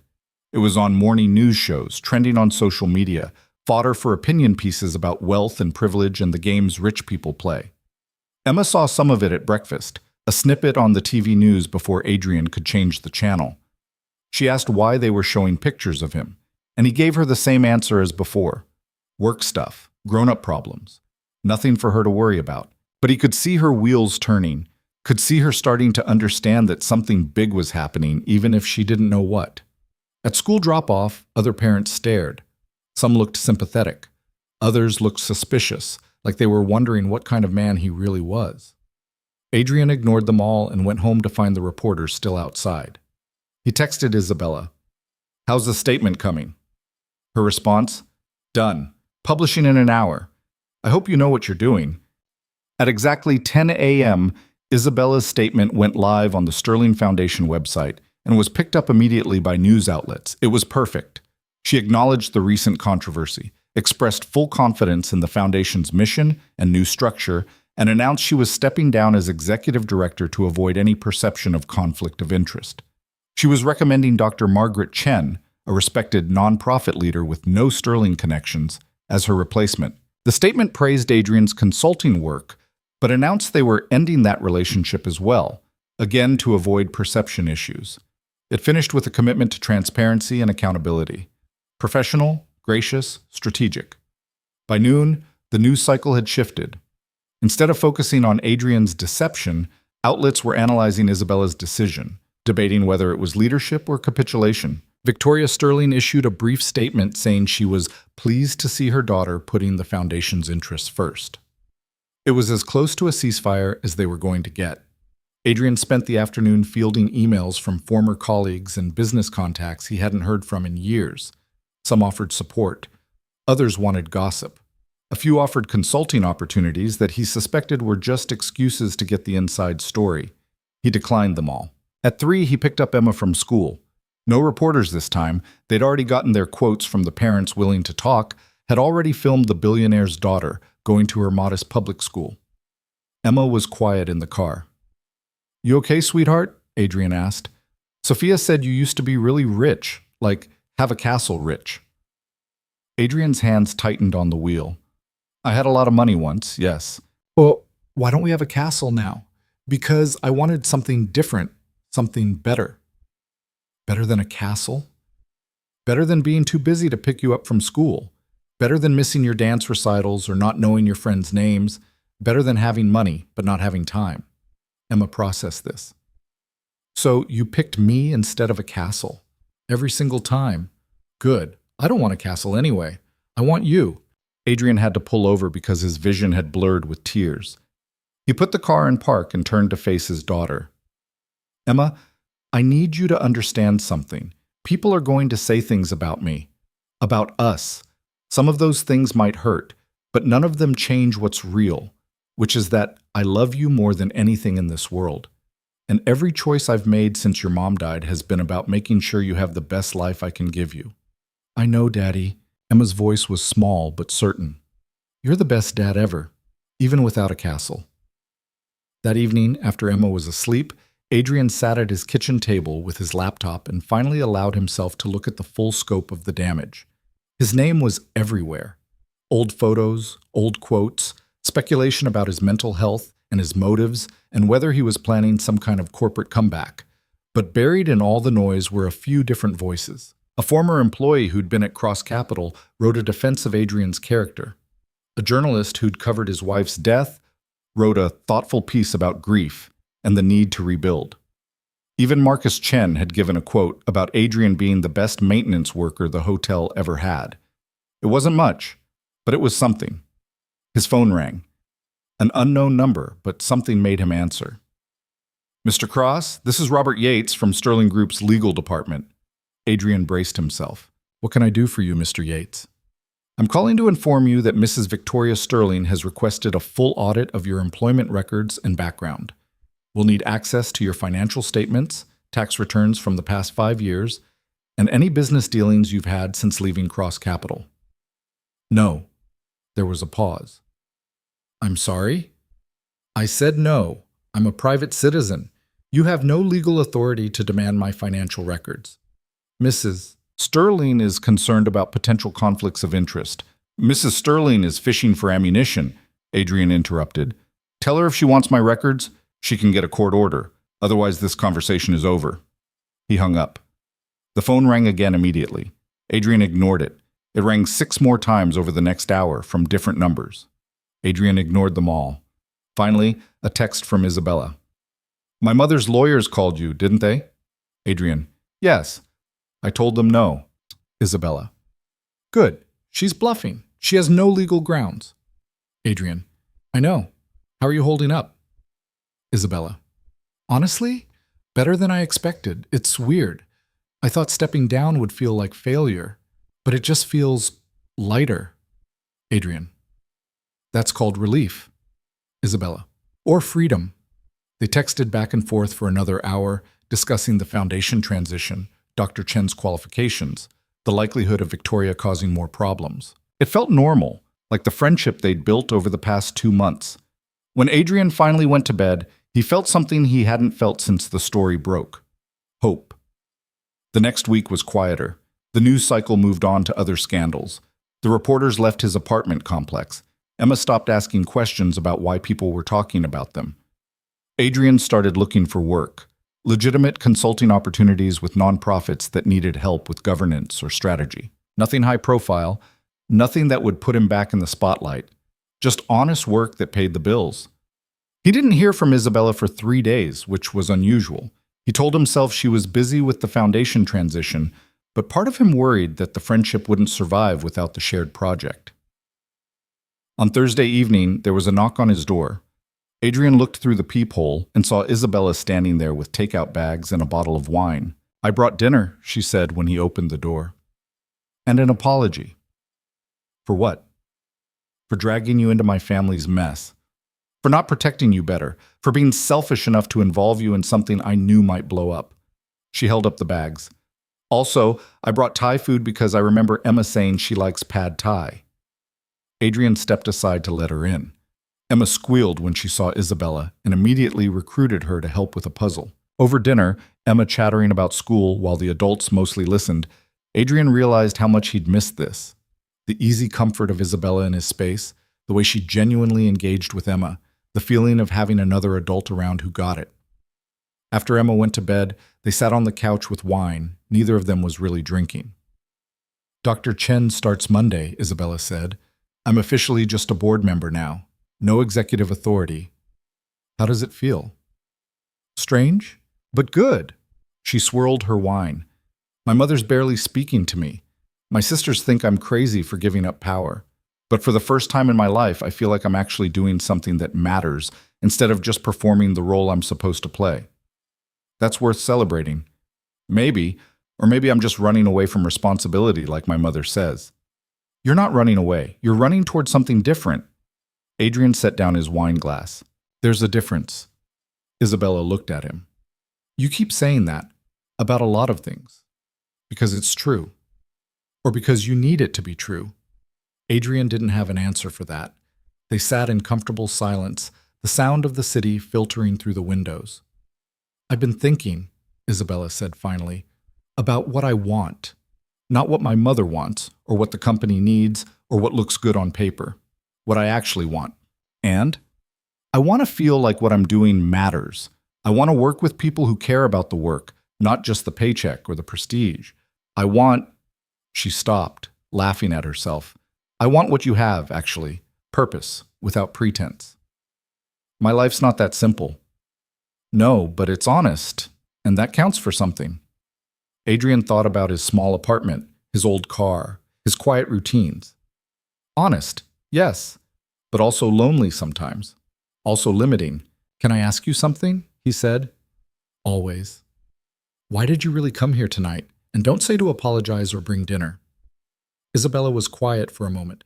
Then she said, because the past 3 days without talking to you felt wrong. Because you're the only person who doesn't want something from me. Because she stopped, seeming to struggle with the words. Because, Adrian prompted, even though part of him knew where this was going and wasn't sure he was ready. Because I miss you when you're not around, Isabella said simply. And that scares me. Adrian's heart was doing something complicated in his chest. Isabella, I know, bad timing. You're still dealing with the fallout from my mother. I'm technically still your former employer. Emma doesn't need complications in her life. Isabella stood. I should go. I just needed to say it. Wait.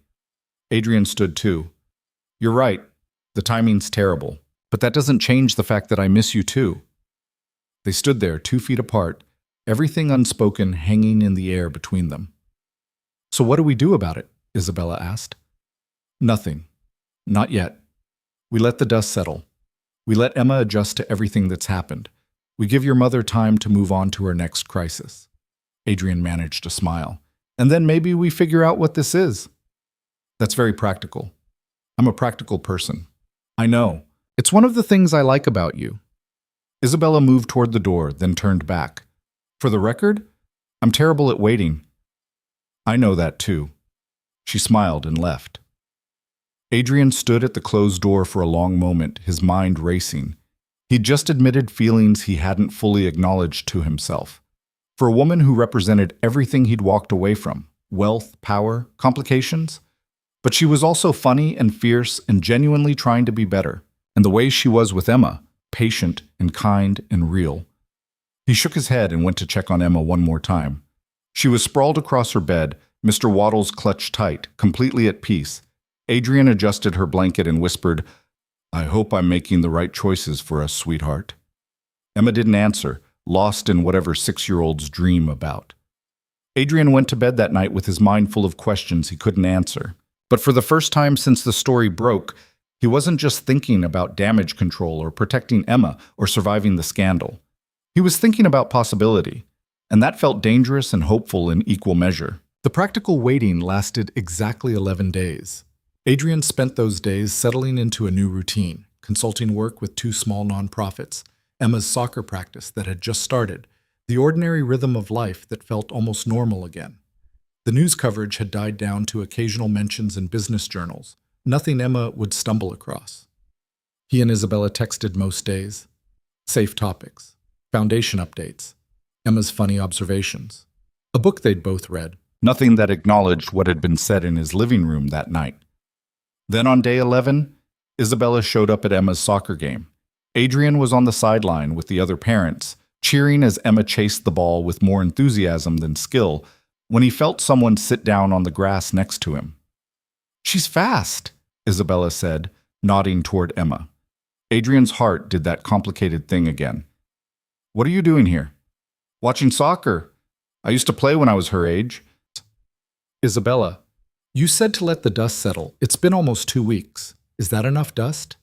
Adrian watched Emma trip over the ball and get right back up, grinning. We're at my daughter's soccer game. I know. That's why I came. Because this is your real life, and if I'm going to be part of it, I should see what that actually looks like. Isabella pulled her knees to her chest. Also, Emma texted me. Emma doesn't have a phone. She used Mrs. Patterson's phone. Sent me a message saying I should come watch her game because she's really good at defense, which, Isabella watched Emma run in the completely wrong direction, might be optimistic. Adrian couldn't help but smile. She invited you. She did, and I thought about saying no, about giving you more space, about being practical. Isabella glanced at him. But then I realized I don't want to be practical. I want to be here. The game continued around them. Emma scored. On the wrong goal, but nobody seemed to mind at this age level. The ref blew the whistle for halftime, and Emma came running over, sweaty and thrilled. Isabella, did you see? I kicked the ball really hard. I saw. You were amazing. Isabella held up her hand for a high five. Emma slapped her palm, then looked between the 2 adults. Are you guys dating now? Emma! Adrian felt his face heat. What? Sophia says when grown-ups hang out a lot, they're dating. And you hang out with Isabella all the time. We're friends, Adrian said. Friends can date, Emma pointed out. Sophia's mom and her boyfriend were friends first. Emma, go get some water. Halftime's almost over. Emma skipped off, completely unbothered by the awkwardness she'd left in her wake. She's not wrong, Isabella said quietly. She's 6. 6 and perceptive. Isabella stood, brushing grass from her jeans. I should probably go. I don't want to make things weird for you. You coming to my daughter's soccer game is already weird. Fair point. But Isabella was smiling. Can I ask you something before I leave? Depends on the question. Are you waiting because you think we're wrong for each other, or because you're scared it might work? Adrian watched Emma across the field, arguing with another kid about whose turn it was to play goalie. Both, probably. At least you're honest. Isabella touched his arm briefly. I'll let you get back to the game. Tell Emma she was great. She left before Adrian could figure out what to say. The second half started and Adrian tried to focus on the game, but his mind kept replaying the conversation, the feel of Isabella's hand on his arm, the way Emma had just casually asked if they were dating like it was the most natural question in the world. After the game, Emma's team lost spectacularly, but nobody cared. They stopped for ice cream. Emma got chocolate with rainbow sprinkles and talked nonstop about soccer strategy she clearly didn't understand. Coach says I'm good at running, she announced proudly. You are good at running, Adrian agreed. Isabella came to watch. Did you know she was coming? No, that was a surprise. A good surprise? Adrian hesitated. Yeah, a good surprise. Emma swirled her spoon through her ice cream. I like her, Daddy. She's not shiny scary anymore. She's just Isabella. When did you get so smart? I've always been smart. You just noticed. They finished their ice cream and drove home. It was nearly 6, the sun starting to set, traffic heavy with weekend crowds. Normal, peaceful. Adrian's phone rang as they pulled into the parking lot. Marcus Chen again. Adrian, I'm sorry to call on a Saturday, but we have a situation at the hotel. I don't work there anymore, Marcus. I know, but it's about the foundation event, the one tomorrow night. Doctor. Chen was supposed to present the new initiatives, but she's got food poisoning and can't make it. Isabella is asking if you'd be willing to step in. Adrian closed his eyes. Marcus, I know it's last minute, and I know you wanted to stay out of the spotlight, but it's just presenting the work you already did. 1 hour, tops. Let me think about it. Thank you. That's all I'm asking. Adrian helped Emma out of the car and headed upstairs, his mind churning. The smart move was to say no. Stay invisible, stay out of Sterling family drama, keep his life simple. But the foundation mattered. The work mattered. And if Dr. Chen couldn't be there, someone needed to explain the new structure to the donors who were funding it. He texted Isabella. Marcus called. I need to think about this. Her response came immediately. You don't have to. I can present it myself. Adrian. You stepped down for a reason. Isabella. And you've been trying to stay invisible for the same reason. We're both making sacrifices we maybe don't need to make anymore. Adrian stared at his phone. Then he called her. Hi, Isabella answered. I'll do it on one condition. Name it. We present together. You explain why the changes matter. I explain how they work. Co-equal. No stepping back, no hiding. Isabella was quiet for a moment. My mother will be there. I know. It'll restart all the speculation. People will talk. They're already talking. Might as well give them something real to talk about. Adrian, are you sure? No. But I'm tired of letting your mother's threats dictate my choices, and I'm tired of you dimming yourself to avoid conflict. He paused. We did good work on that foundation. We should both be there to present it. Okay, Isabella said. Tomorrow night, together. The next evening, Adrian put on the one suit he owned that still fit properly and dropped Emma at Mrs. Patterson's for the night. Emma had extracted a promise that he'd tell her all about it tomorrow, especially if there were any fancy desserts. The event was back at the Crystal Meridian Hotel, in the same ballroom where everything had started 3 months ago. Adrian stood in the hallway outside, adjusting his tie and wondering if this was monumentally stupid. You look terrified, Isabella said, appearing beside him. She was in a deep blue dress, elegant but not ostentatious. Professional armor. I'm reconsidering every life choice that led to this moment. That makes two of us. She linked her arm through his. Ready? Absolutely not. Good. Me neither. Let's go. They walked into the ballroom together. Heads turned immediately. Adrian heard the whispers start, saw phones come out. He forced himself to keep walking, to keep his expression neutral. Marcus met them near the front. Thank you both for doing this, Doctor. Chen sends her apologies. She's miserable, but should be back by Tuesday. How's the crowd? Isabella asked. Interested and curious. About both of you. Marcus lowered his voice. Your mother arrived 15 minutes ago. She's holding court near the bar. Adrian glanced that direction and saw Victoria Sterling surrounded by well-dressed donors, her expression perfectly composed. When she saw Adrian looking, she raised her champagne glass slightly. A challenge or acknowledgement, he couldn't tell. We should mingle before the presentation, Isabella said. Show we're not afraid. They spent the next 30 minutes working the room. Some people were warm, congratulating Isabella on the foundation changes. Others were coldly polite, clearly Team Victoria. A few asked Adrian pointed questions about his undercover work that he deflected with practiced ease. Through it all, Victoria watched. She didn't approach, didn't cause a scene, just observed with the patience of someone who knew how to wait for the right moment. That moment came when they were 5 minutes from the presentation.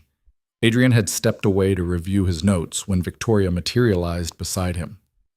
Mr. Cross, she said, how unexpected to see you here.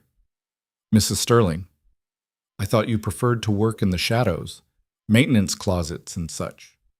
Adrian met her eyes. I prefer to work where I'm useful. Tonight, that's here. How noble! Victoria's smile didn't reach her eyes. Tell me, does my daughter know you're using her to rebuild your public image, or does she actually believe you care about the foundation? I do care about the foundation, and I care about your daughter, though I don't expect you to believe that. You're right. I don't. Victoria stepped closer, lowering her voice. Here's what I believe. I believe you saw an opportunity, a lonely heiress who'd believe any man who paid attention to her. I believe you wormed your way into her confidence, into our family business, with some long-term agenda you're too smart to reveal yet. You're wrong. Am I? Then explain why a billionaire spends 2 years scrubbing toilets unless he's planning something. Maybe I just wanted to be a better father than a CEO. Victoria laughed. No one walks away from that much power unless they're planning to take more later. I built an empire from nothing, Mr. Cross. I know ambition when I see it. Then you should recognize the difference between ambition and contentment. I have everything I want. Do you? Because you're standing here in a suit you probably bought on sale, about to present work you weren't even paid for, while your daughter is being raised in a 2-bedroom apartment. Victoria's voice sharpened. That's not contentment. That's failure dressed up as virtue. Adrian felt anger rise in his chest, but he kept his voice level. My daughter is happy, healthy, and loved. I see her every day. I know her friends, her teachers, her favorite books. I tuck her in at night, and I'm there when she wakes up. That's not failure. That's success by the only metric that matters. Pretty speech. Let's see if you still believe it when Isabella gets tired of playing house with you and remembers she has actual responsibilities. Mother, Isabella's voice cut through the tension. She'd approached without either of them noticing. We're starting in 2 minutes. Victoria smiled at her daughter. I was just having a fascinating conversation with Mr. Cross about priorities. I'm sure you were. Isabella took Adrian's arm. We need to go. As they walked away, Adrian heard Victoria say quietly, This isn't over. Isabella's hand tightened on his arm. What did she say to you? Nothing I haven't heard before. Adrian, she thinks I'm using you, that I'm planning some corporate takeover or building a reputation on your family name. He stopped walking and turned to face her. For the record, I'm not. I know that.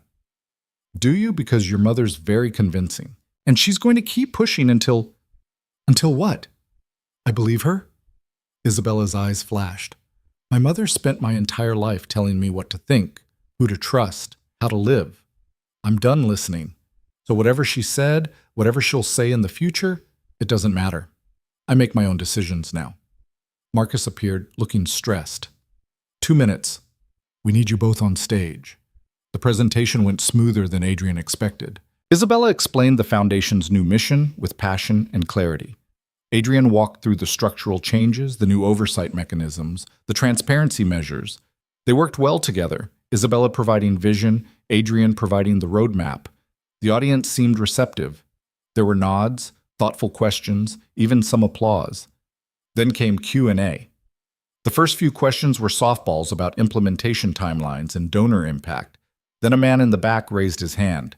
Given Mr. Cross's recent employment situation, how can donors trust that the foundation's finances are being managed with integrity? The room went silent. Adrian started to answer, but Isabella spoke first. Mr. Cross's employment situation, as you put it, was working an honest job to support his family. He has more financial integrity in his salary than most people in this room have in their entire portfolios. Her voice was steel. And if you're concerned about his qualifications, I suggest you research Cross Capital's track record. 0 scandals, 0 lawsuits, 0 complaints from investors. Can you say the same about your own business? The man sat down, red-faced. Another hand went up. A woman Adrian recognized as one of Victoria's longtime friends.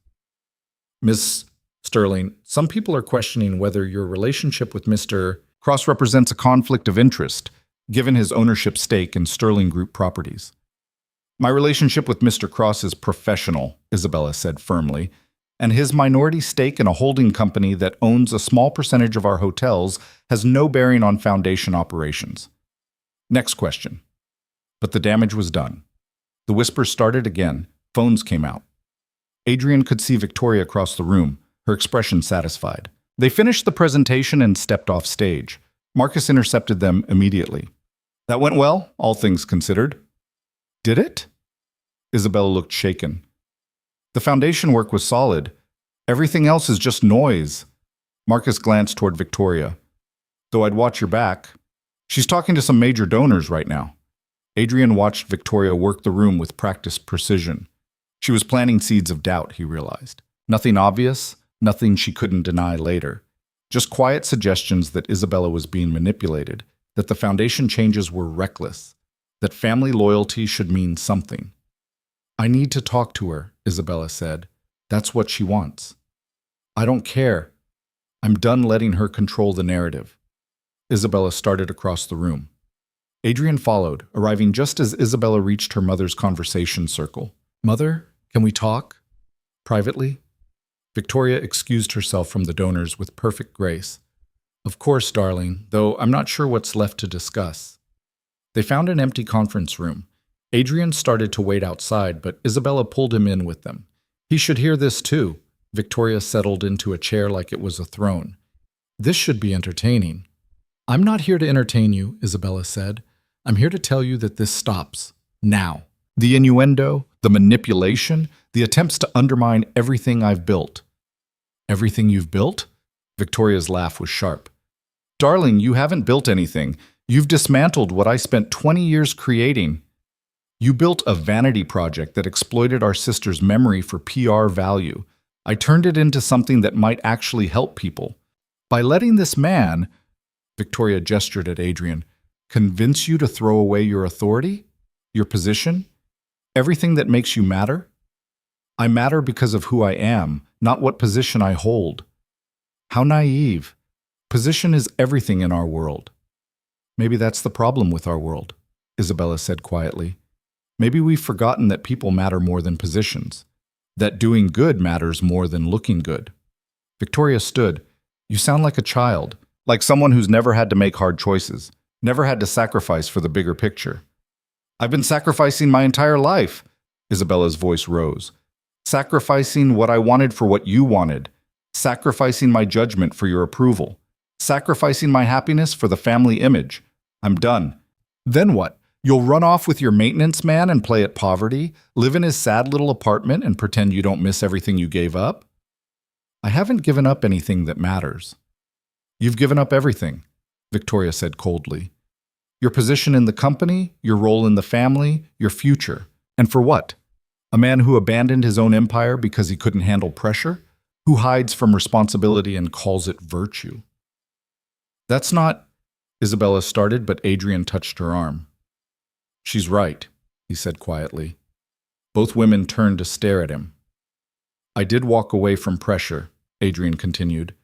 I did choose a simpler life because I couldn't handle being both a CEO and a father. I made a choice, and it cost me things. He looked at Victoria. But what I gained was worth more than what I lost, and I'd make the same choice again tomorrow. How touching, Victoria said.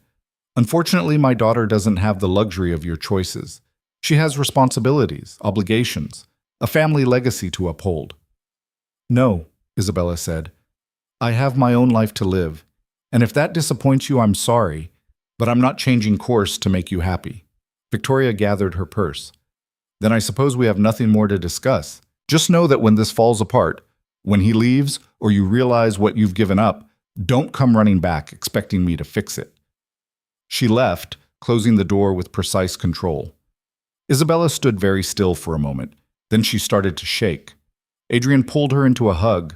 She resisted for a second, then collapsed against him, not crying but trembling with the aftermath of adrenaline and anger and relief.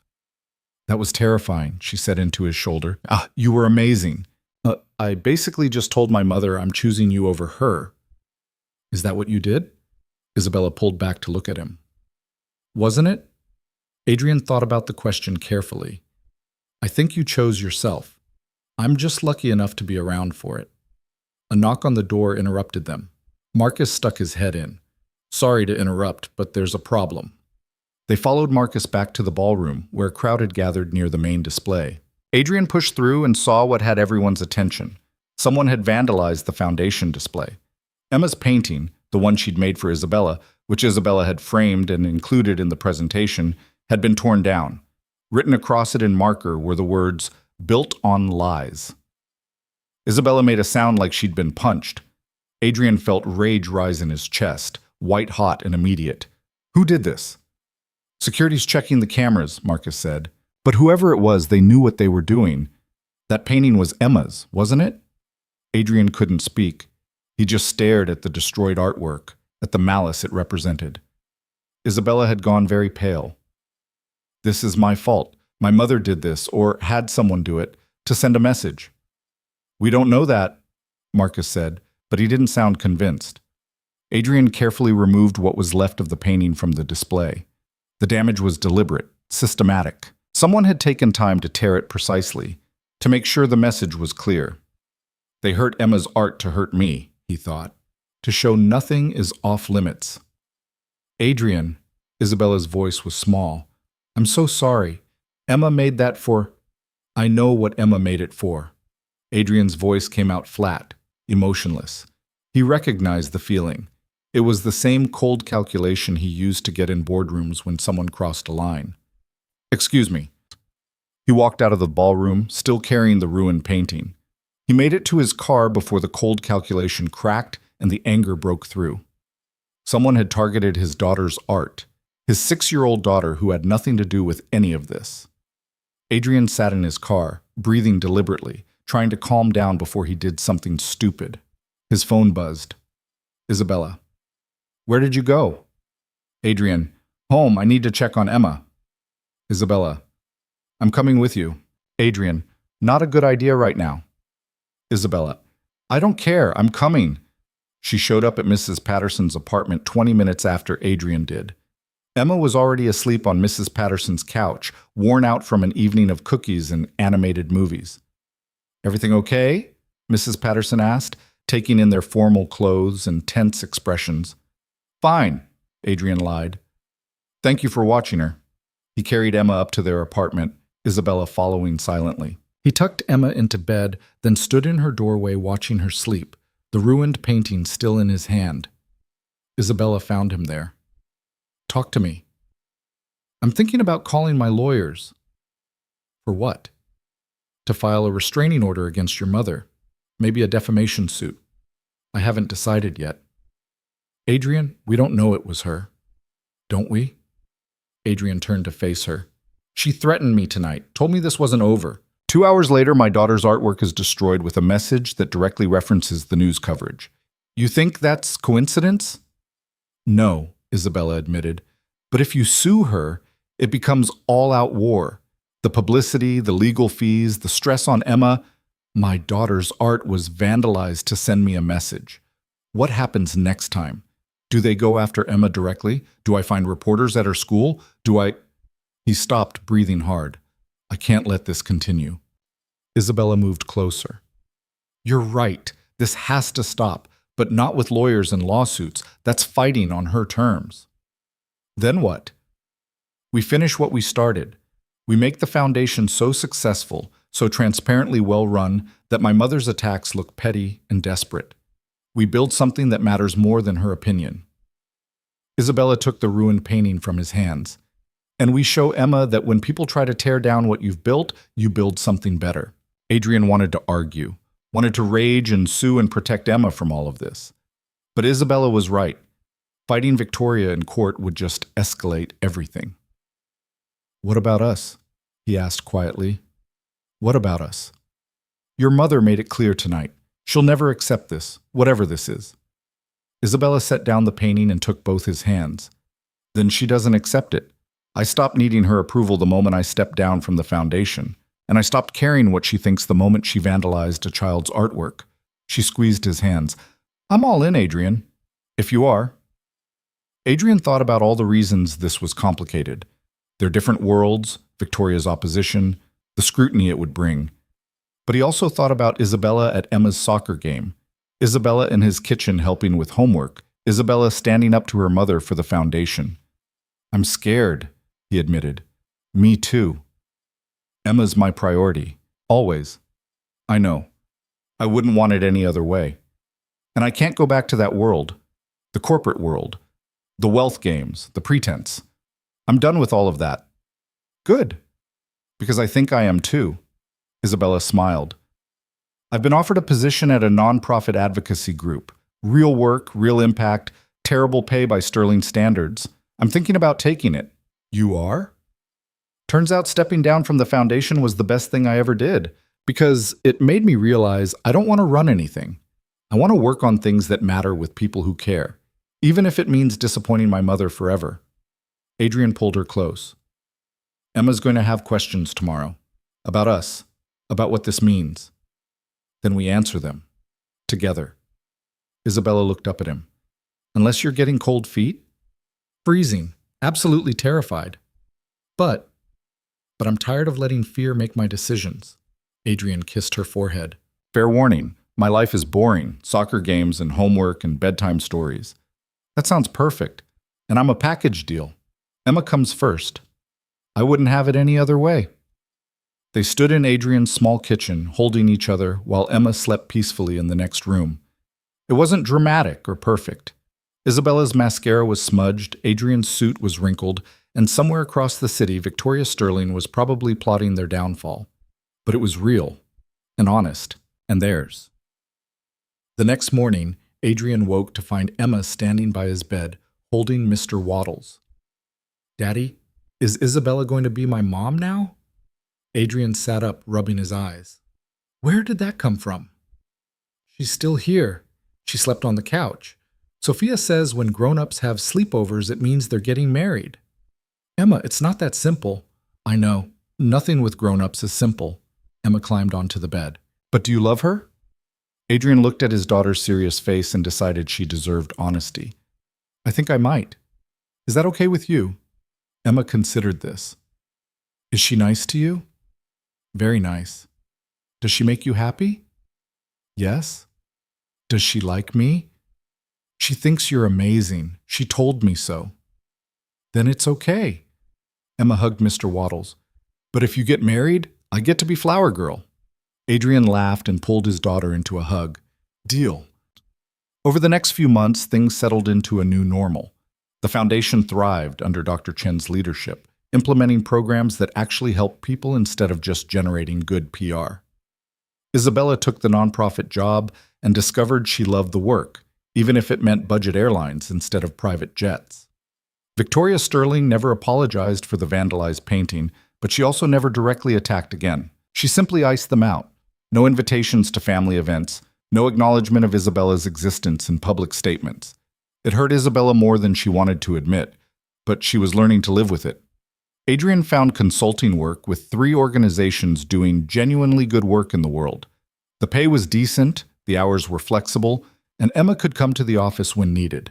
And Isabella became part of their life in ways both big and small. She came to Emma's soccer games and school performances. She learned to make decent grilled cheese sandwiches. She read bedtime stories in funny voices that made Emma giggle. It wasn't always smooth. There were arguments about boundaries and expectations.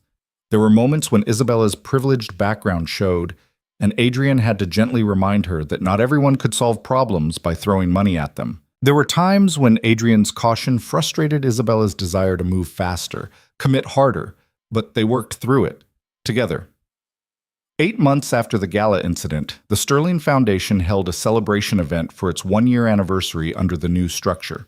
The foundation had distributed 5 times more money to actual charitable causes than the previous year.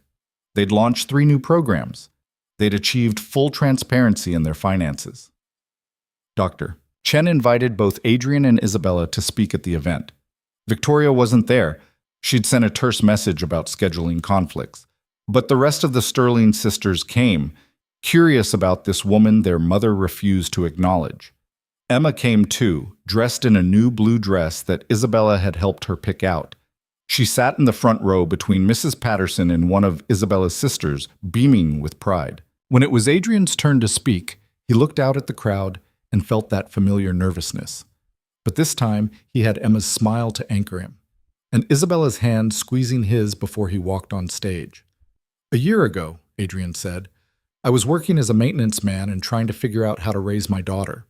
I had no intention of getting involved in foundation work or boardroom politics or any of the complications that come with that world." He found Emma in the crowd. She waved. "But my daughter has a gift for seeing past what people pretend to be and recognizing who they actually are. And she saw something in Isabella Sterling that I almost missed, someone who genuinely wanted to do better, to be better, to build something that mattered." Adrian glanced at Isabella in the front row. She was smiling through tears. This foundation's success isn't about structure or oversight or any of the technical changes we implemented. It's about people who decided that doing good was more important than looking good. People who chose substance over image. People who, despite pressure and criticism and family conflict, kept fighting for what they believed in. He paused.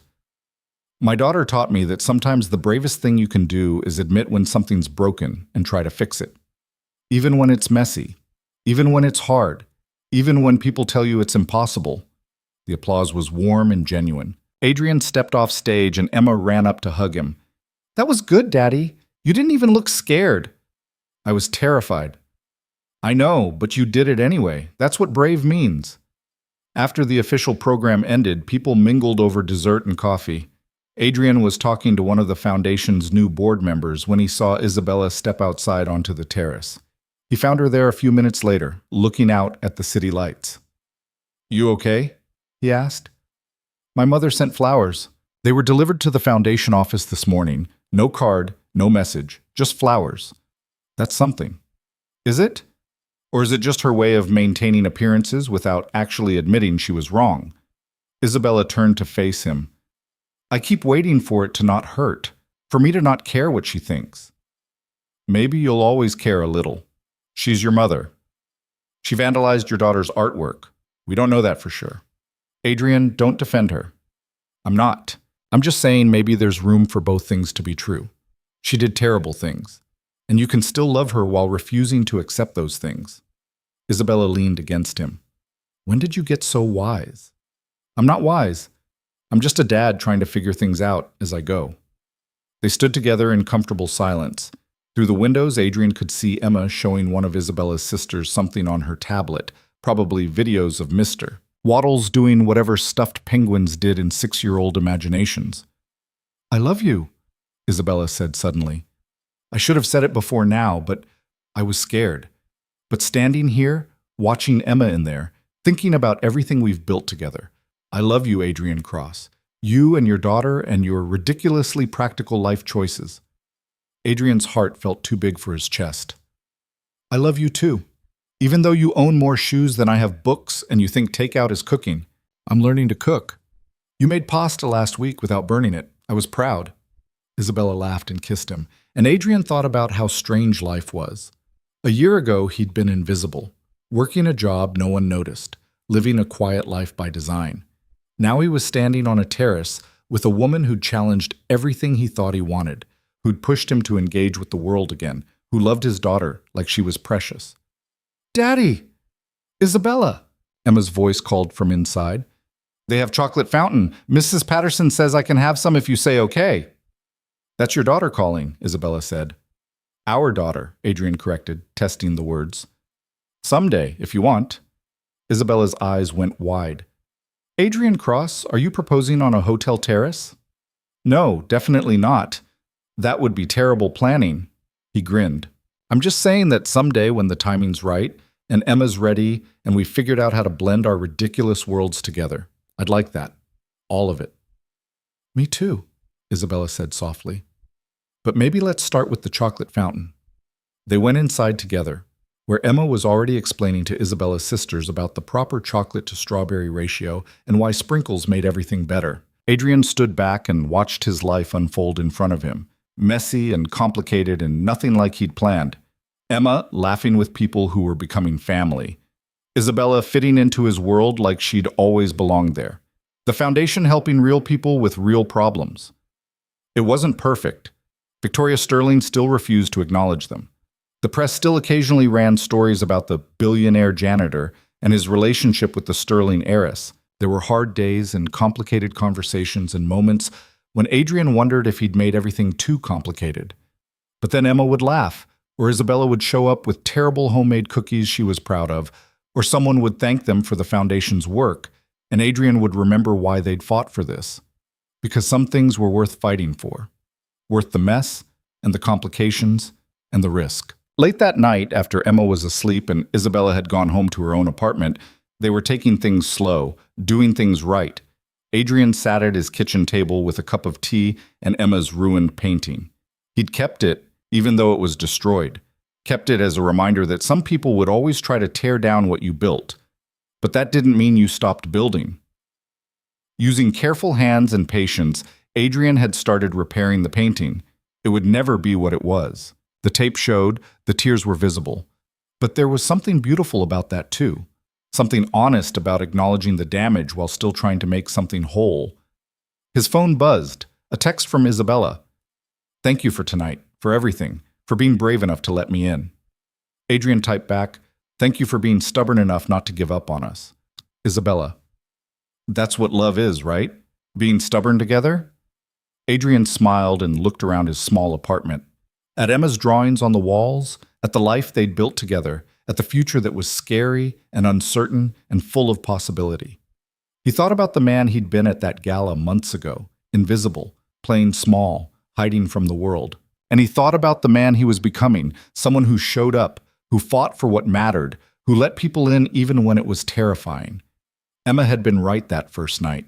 He wasn't a superhero with a secret identity. He was just a dad trying to do right by his daughter. But maybe that was enough. Maybe that was everything. Adrian finished his tea, checked on Emma one more time. She was sprawled across her bed, Mr. Waddles abandoned on the floor, and went to bed. Tomorrow would bring whatever it brought. Maybe more challenges from Victoria. Maybe more scrutiny from the press. Maybe just ordinary moments of homework and soccer practice and learning to navigate life with Isabella by his side. Either way, Adrian was ready. Because he'd learned that the biggest risk wasn't being seen or judged or misunderstood. The biggest risk was never trying at all, never letting people in, never building something real because you were too afraid it might break. He'd tried. He'd let people in, and yes, some things had broken, but what they'd built together was stronger for it, and that was worth everything.